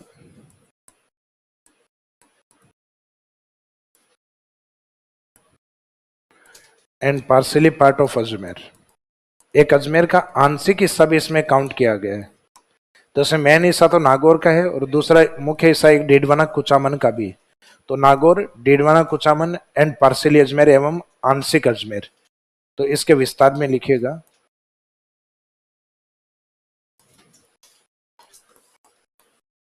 नागौरी उच्च भूमि मुख्यतः नागौर, डीडवाना कुचामन एवं आंशिक अजमेर में विस्तृत है। Nagauri upland is mainly extent in Nagaur. Nagori upland is mainly extent in Nagaur, Didwana Kuchaman and partially Ajmer. Nagauri उच्च भूमि मुख्यतः नागौर, डीडवाना कुचामन एवं आंशिक अजमेर में विस्तृत है। आंशिक में आ के ऊपर बिंदी लगाना वरना आंशिक अजमेर कर दोगे।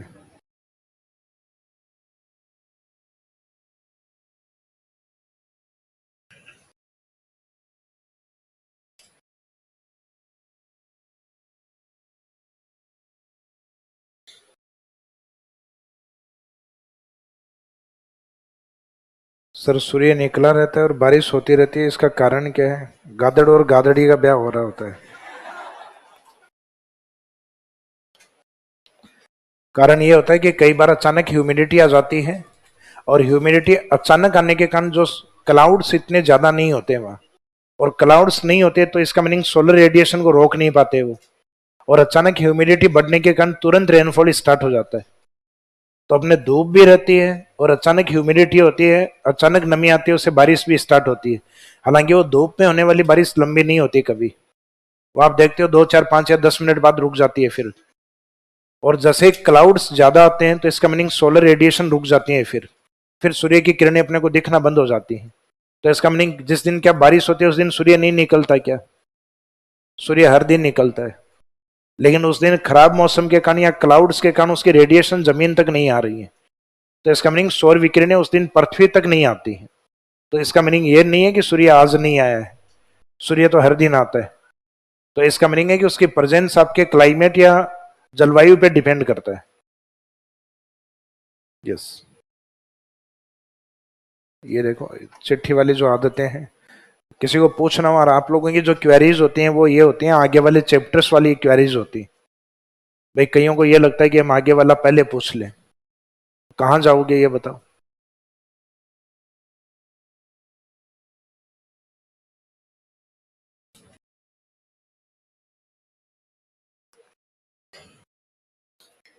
राजस्थान में मेटामॉर्फिक रॉक्स कहाँ पाई जाते हैं? तो मेटामॉर्फिक रॉक्स कहीं पे भी पाई जा सकते हैं।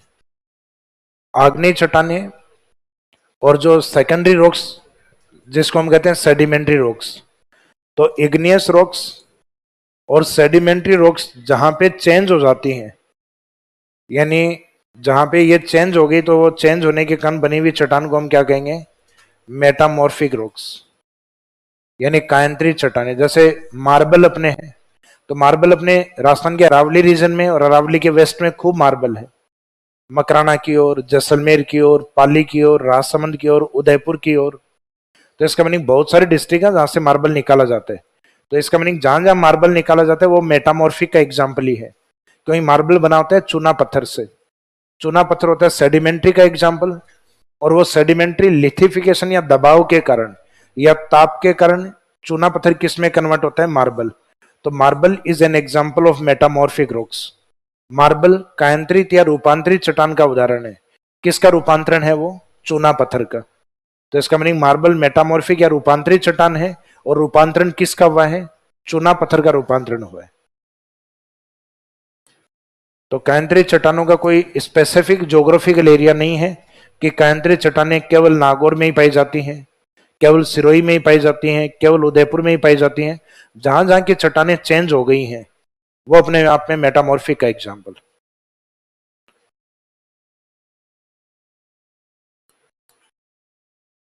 तो Nagauri upland mainly extend in Nagaur, Didwana, Kuchaman and partially part of Ajmer. यानी ये मुख्यतः किसका आंशिक हिस्सा कवर करता है? अजमेर। वैसे अजमेर मेन पार्ट आपके अरावली का आता है, ये डेजर्ट में काउंट नहीं होता, लेकिन एक छोटा सा कॉन्सेप्ट यूज होगा यहाँ, उसमें अजमेर को हम काउंट करते हैं। तो इसका मीनिंग इसका कुछ भाग अजमेर भी है। तो नागौरी उच्चभूमि की विशेषताएं क्या है? तो इसमें नेक्स्ट हेडिंग में लिखो कैरेक्टरिस्टिक्स, विशेषताएं।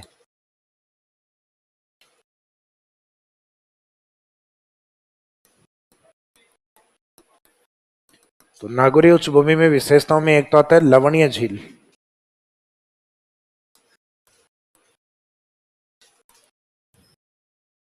लवणीय झीलें,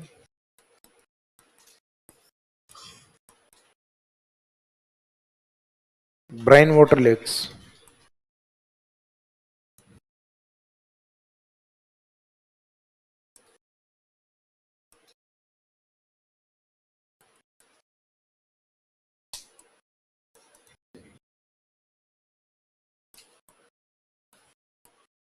इसमें लिखे इस क्षेत्र में लवणीय झीलें अधिक पाई जाती हैं।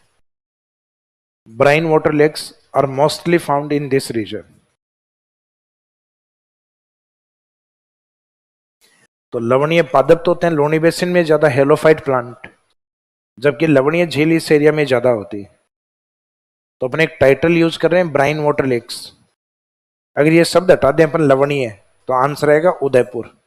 आपसे सिंपल पूछा जाए झील ज्यादा किस जिले में है, तो आंसर रहेगा उदयपुर में।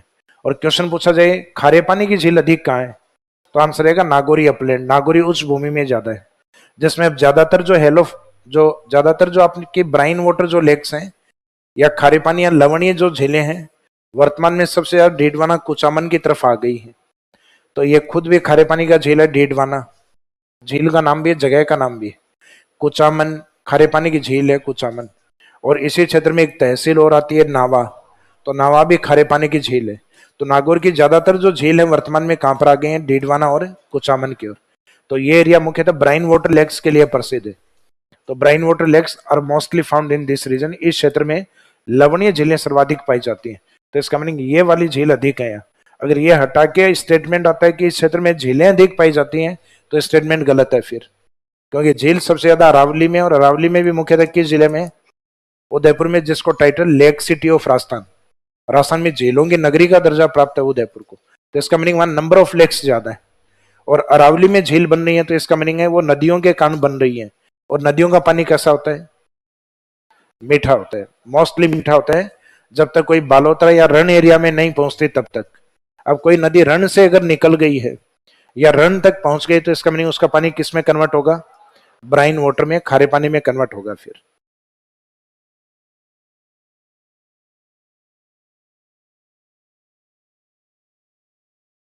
तो इस क्षेत्र में विशेषताओं में लवणीय झील एक, तो एक दूसरी विशेषता आती है इसमें कुबड़ पट्टी।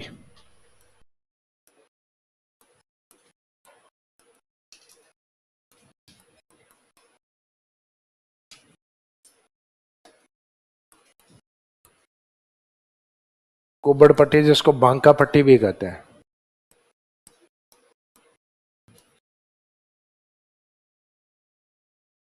हम्प बेल्ट,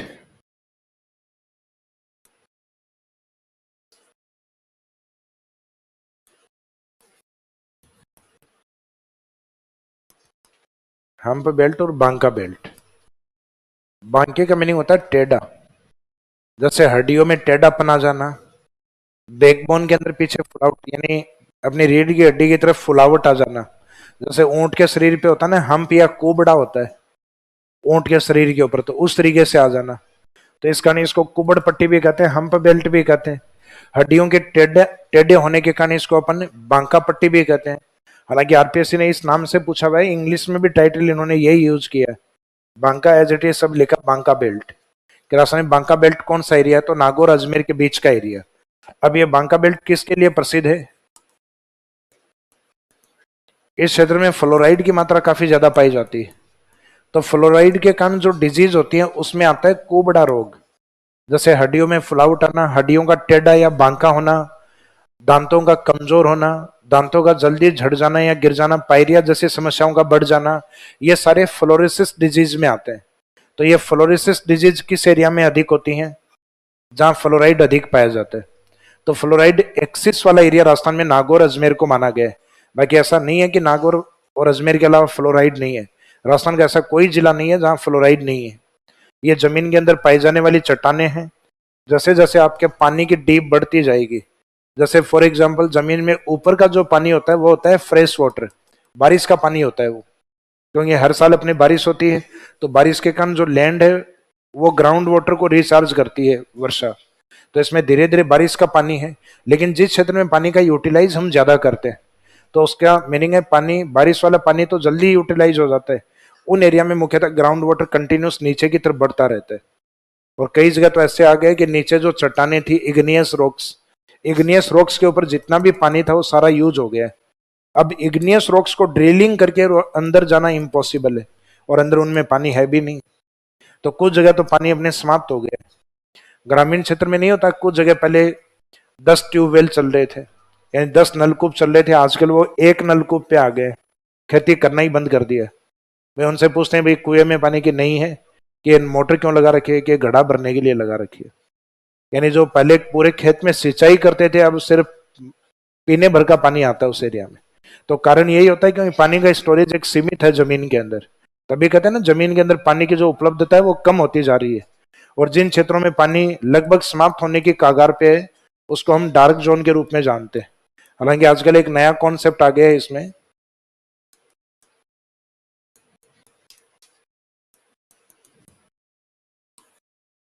इनको ओवर एक्सप्लॉइटेड जोन भी कहते हैं अपन।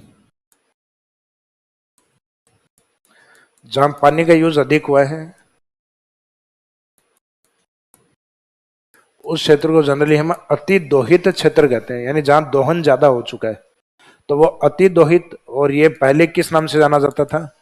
डार्क जोन के नाम से। यानी जहां जमीन में एक तरीके से देखें तो पानी की दृष्टि से अंधेरा छा गया हो, यानी जहां पानी नहीं रहा, उसको डार्क जोन कहा जाता है। और डार्क जोन के बाद में जो आने वाले टाइम में डार्क जोन में शामिल होने वाले हैं उनको नाम दिया जाता है ग्रे जोन। जैसे ये बोर्ड का जो ये कलर है धीरे धीरे ग्रे से किस में कन्वर्ट होगा? ब्लैक में कन्वर्ट होगा, डार्क कलर में कन्वर्ट होगा। तो जो अभी संकटकालीन नहीं है लेकिन भविष्य में आने वाले हैं उनको ग्रे जोन या जिनको क्रिटिकल जोन कहा गया है। और क्रिटिकल जोन से स्थिति जिनकी खराब हो चुकी है उनको क्या नाम दिया गया है? ओवर एक्सप्लॉइटेड, अति दोहित जोन। तो ये पहले के शब्द यूज किए जाते थे। आगे एक टॉपिक आएगा अपने जल संरक्षण, उसमें कवर करेंगे इस शब्द। तो इसमें कुबड़ पट्टी में लिखिएगा, कुबड़ पट्टी या बांका बेल्ट में, यह नागौर अजमेर के मध्य स्थित है। इसमें मोस्टली क्वेश्चन यही आता है, लोकेशन पूछते हैं। हम्प बेल्ट और Banka belt is situated between Nagaur and Ajmer. यह नागौर अजमेर के मध्य स्थित।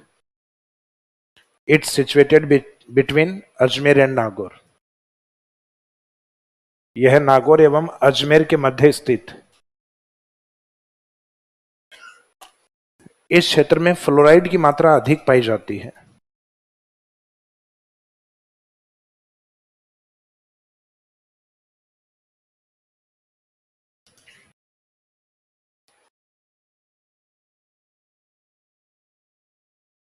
तो excess fluoride is found in this region. इस क्षेत्र में फ्लोराइड की मात्रा अधिक पाई जाती है।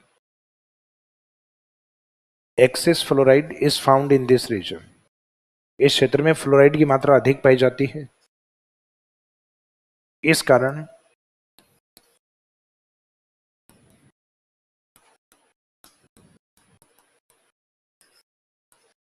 यहां फ्लोरोसिस बीमारी अधिक होती है।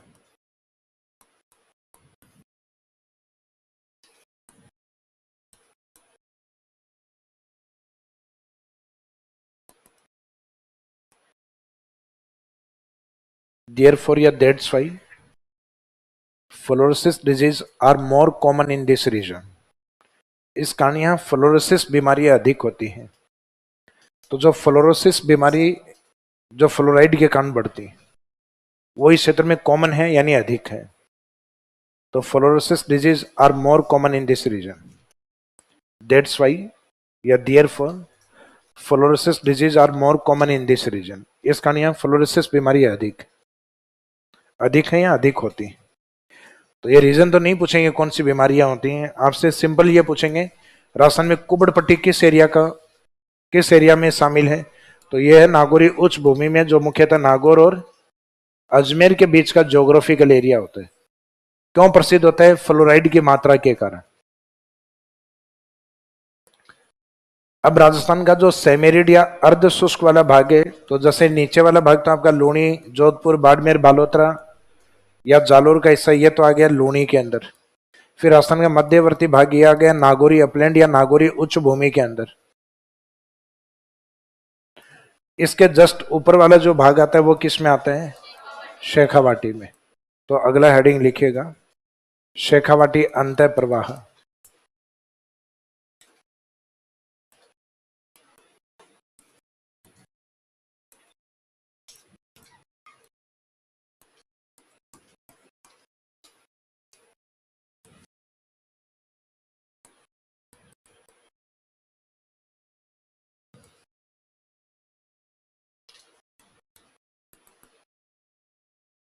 इसमें लिखे Shekhawati inland drainage region, Shekhawati अंतः प्रवाह क्षेत्र।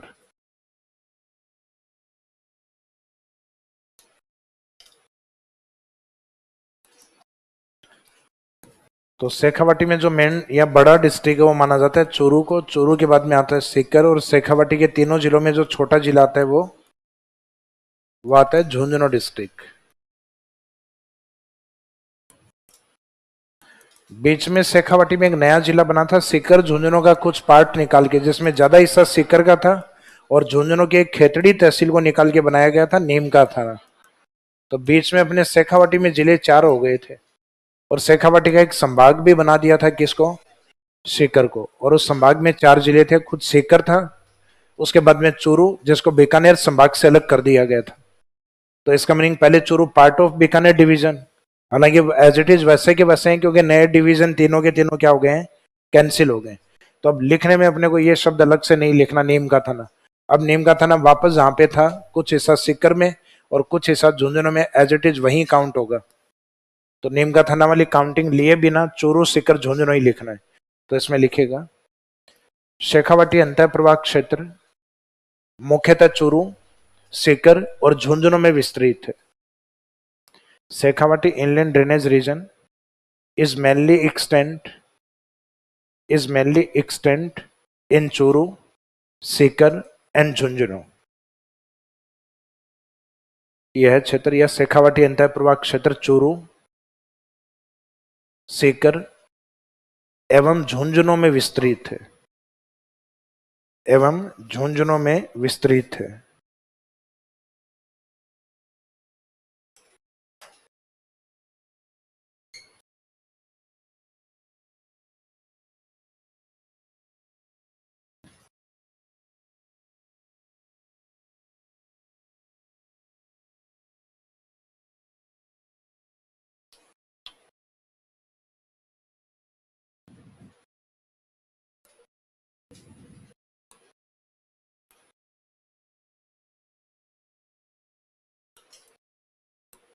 तो शेखावाटी का ज्योग्राफिकल एरिया तो अभी भी है और बाद में कांतली नदी पढ़ेंगे तब रिपीट भी होगा। अब इसमें जो करेक्टरिस्टिक्स या विशेषताएं हैं, तो विशेषता तो एक तो आती है इसमें तोराबाटी।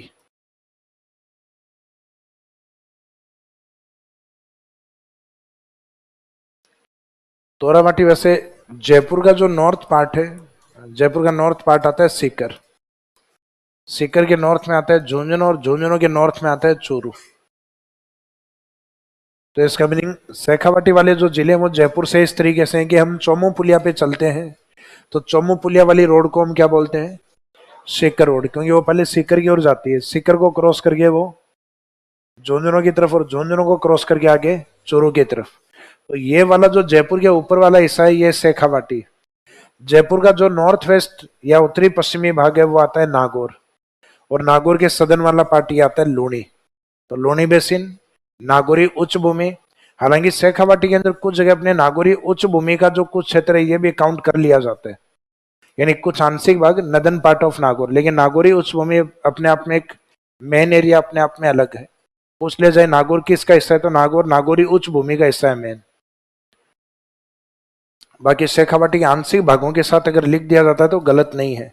जैसे अजमेर, तो अजमेर मेन अरावली का पार्ट है, लेकिन कुबड़ पट्टी में नागौर के साथ अगर अजमेर लिख दिया गया है तो गलत नहीं है। नागौर अजमेर के बीच में मुख्यतः फ्लोराइड ज्यादा पाया जाता है, तो ये बेल्ट अपने आप में क्या कहलाता है? Hump belt. तो यहां से सिकर की खंडेला पहाड़ियों से निकलकर और चूरू के बॉर्डर तक सीमा तक एक नदी बहती थी पहले, अब तो सिर्फ किताबों में ही बहती है, वास्तव में धरातल पे तो बहती नहीं है। उस नदी का नाम है कांतली। उस कांतली नदी के किनारे पे जिस वंश ने शासन किया वो वंश कौन सा है? तंवर डायनेस्टी ने शासन किया हुआ। तो जो तंवरों का एरिया, उस तंवरों के एरिया को कहा गया तोराबाटी। जैसे इस क्षेत्र में मुख्यतः शेखावत ज्यादा रहे, राव शेखा जी द्वारा जिसको बसाया गया था, बाद में शेखावत डायनेस्टी जहां पे अधिक रहा है, तो वो एरिया धीरे धीरे शेखावतों के कारण शेखावाटी। लेकिन जैसे ही धीरे धीरे राजवंश या सामंत प्रथा ये धीरे धीरे जैसे समाप्त हुई तो लोग अपना अपना काम करना स्टार्ट कर दिया, राजशाही जैसे जैसे समाप्त हुई, तो यहाँ शेखावाटी के जो शेखावत हैं सबसे ज्यादा शिफ्ट कहाँ हुए? जयपुर की तरफ। जयपुर के नॉर्थ में एक कॉलोनी आती है विद्याधर नगर और झोटवाड़ा, वो मुख्यतः शेखावाटी के शेखावतों से द्वारा कवर किया गया एरिया है, यानी उस एरिया में शेखावाटी से आए हुए शेखावत अधिक मिलेंगे आपको। तो इसका इफेक्ट ये है कि ये जो एरिया है जयपुर का उत्तरी भाग, ये भी एक तरीके से देखा जाए तो मिनी शेखावाटी है वर्तमान में देखा जाए तो। हालांकि ज्योग्राफी में तो नहीं लिखा जाता मिनी शेखावाटी, लेकिन वास्तव में ये मिनी शेखावाटी है, जोटवाड़ा और विद्याधर नगर। और इसके ऊपर का जो ज्योग्राफिकल एरिया है ये किसी समय तंवर डायनेस्टी का एरिया था, तो तंवरों के क्षेत्र को क्या बोला गया? तोराबाटी। तो वो ज्योग्राफिकल एरिया भी तोराबाटी है, और जयपुर की ढूंढाड़ी लैंग्वेज के उत्तर में बोली जाने वाली बोली को भी क्या बोला गया है? तोराबाटी। तो तोराबाटी शब्द कई जगह यूज किया हुआ है, लेकिन अपन ज्योग्राफी में जो यूज करेंगे वो करेंगे catchment area of Kantli. Kantli के अपवाद क्षेत्र को तोराबाटी कहा जाता है। तो कांतली का अपवाद क्षेत्र चूरू में नहीं होता, चूरू तो वो जिला है जहां कोई नदी नहीं है। तो जब हम शेखावाटी और तोराबाटी बोलते हैं तो एक जिले का डिफरेंस आता है। शेखावाटी का जो ज्योग्राफिकल एरिया वो ज्यादा बड़ा होता है, उसमें चूरू, सीकर, झुंझुनू तीनों शामिल होते हैं, लेकिन तोराबाटी में सिर्फ हम दो को शामिल करते हैं, सीकर एंड झुंझुनू, उसमें चूरू को काउंट नहीं किया जाता। तो तोराबाटी क्या मीनिंग समझ में आ गया? Catchment area of Kantli. Kantli के अपवाद क्षेत्र को तोराबाटी कहा जाता है, which is extent in seeker and Jhunjhunu, जो सीकर झुंझुनू में विस्तृत है। तो इसमें विशेषताओं में फर्स्ट पॉइंट में लिखो तोराबाटी।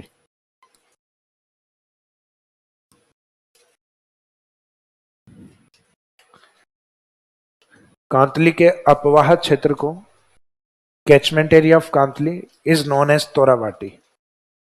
कांतली के अपवाह क्षेत्र को तोराबाटी कहा जाता है।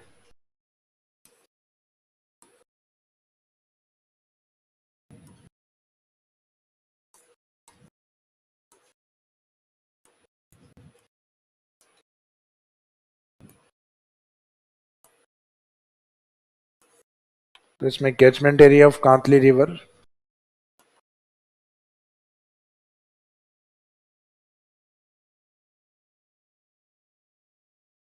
is known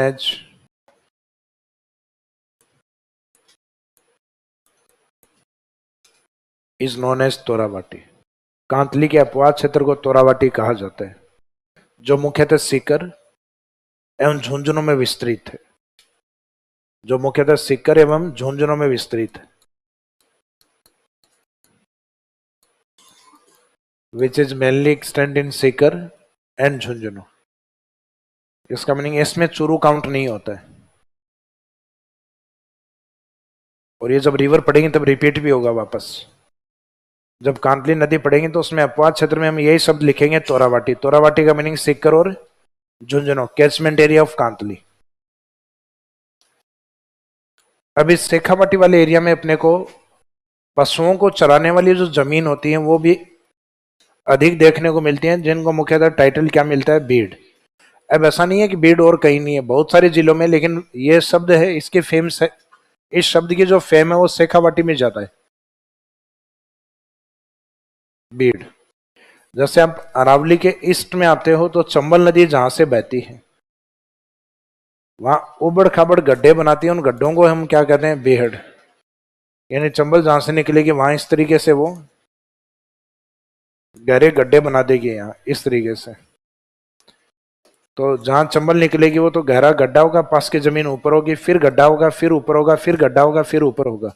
तो जमीन यूं प्लेन नहीं होके कुछ समतल है, फिर गड्ढा, फिर समतल, फिर गड्ढा। तो इसको कहते हैं बेडलैंड टोपोग्राफी, उत्खात इलाकृतियां, उबड़ खाबड़ भूमियां।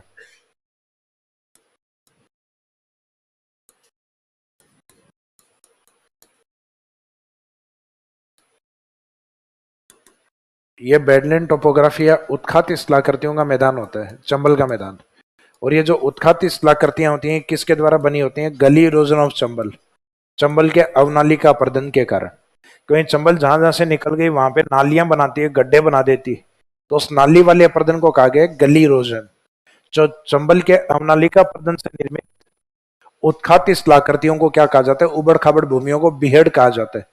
जबकि शेखावाटी में जो चारागाह भूमियां होती हैं, पशुओं के चरने के लिए जो जगह होती है, यानी ग्रेजिंग लैंड, या इसको हम कह सकते हैं पास्चर लैंड।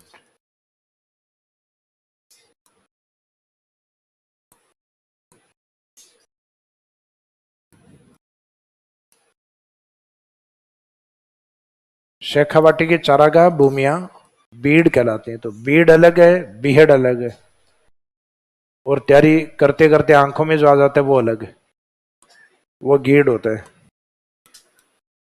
तो इसका मीनिंग अपन जो बात कर रहे हैं बीड़ और बीहड़ की, तो बीहड़ हम बाद में पढ़ेंगे, जब राजस्थान का पूर्वी मैदान पढ़ेंगे तो ये शब्द कौन से मैदान में आएगा? बीहड़। और ये तो सामान्यतः बीहड़ के डाकू, चंबल के डाकू, तो चंबल के डाकू या बेहड़ के डाकू इसलिए कहा जाता है क्योंकि वो जमीन जो काफी ज्यादा उबड़ खाबड़ हो और जहां डाकुओं को पकड़ना मुश्किल या लगभग नामुमकिन सा था, यानी बेहड़ एरिया में छुपने के बाद में मिलते नहीं थे।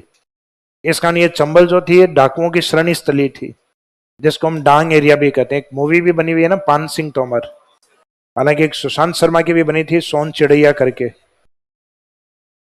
हालांकि बेहड़ पे बनाने वाले, डांग पे बनाने वाले दोनों हीरो या एक्टर कोरोना टाइम पीरियड में चले गए। भैया कि इरफान खान थे ना एक में तो सही, तो वो भी नहीं रहे कोरोना वाले टाइम पीरियड में। और एक सुशांत सिंह जी, उनकी भी डेथ हो गई थी कोरोना टाइम पीरियड में, हालांकि सुसाइड किया था उन्होंने। सामने नहीं है चीजें हालांकि पूरी, अभी करवाया था, जो भी था रीजन था कुछ ना कुछ। तो इसमें ये जो पार्ट है बीड़, तो बीड़ क्या है? शेखावाटी की चारागाह भूमिया। बीड़ की डेफिनेशन लिखो, शेखावाटी के चारागाह है भूमि बीड़ कहलाती है। तो pasture land of Shekhawati is known as Bir.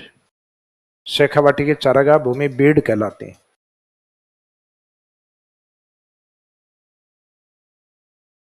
आप में से अगर कोई शेखावाटी से है तो झुंझुनू से जैसे जैसे हम हरियाणा बॉर्डर की तरफ चलते हैं तो एक जगह आती है खेतड़ी। अब ये खेतड़ी या हरियाणा बॉर्डर की ओर चल रहे हैं, या झुंझुनू डिस्ट्रिक्ट हेडक्वार्टर से जैसे ही निकलते हैं झुंझुनू जिले के अंदर, तो वहां एक जगह आती है बगड़।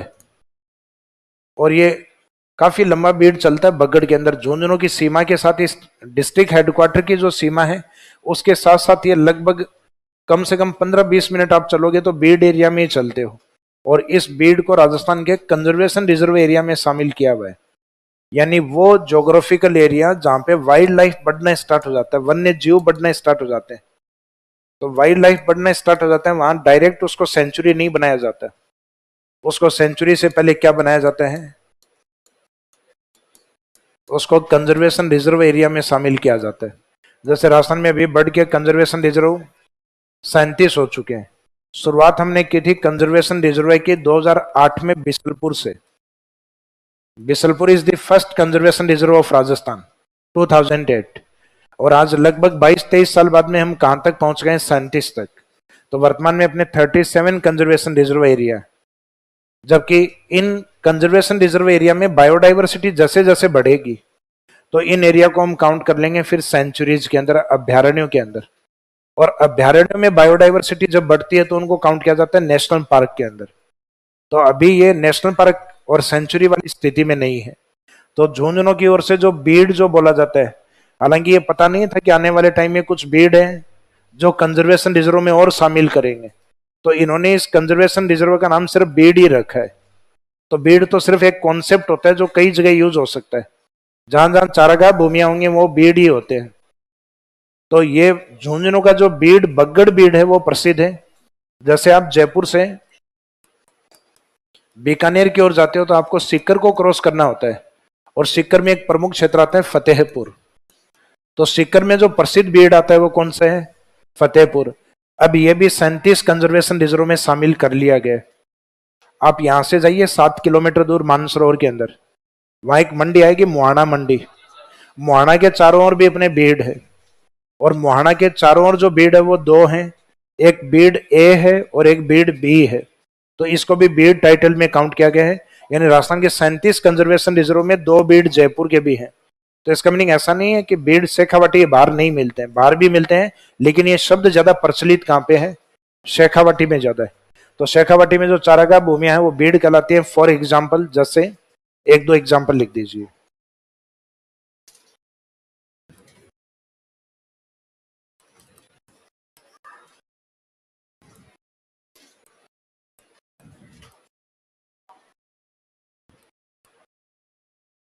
इसमें एग्जाम्पल में लिख दो, एक तो बीड ऑफ बगड़, बगड़ का बीड।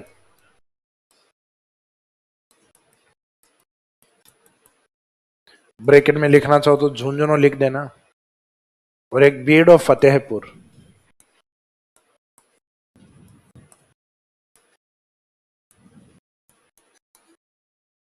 एक फतेहपुर का बीड।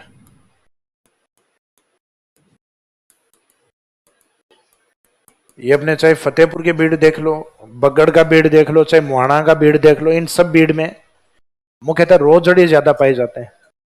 रोजड़े यानी नील गाय।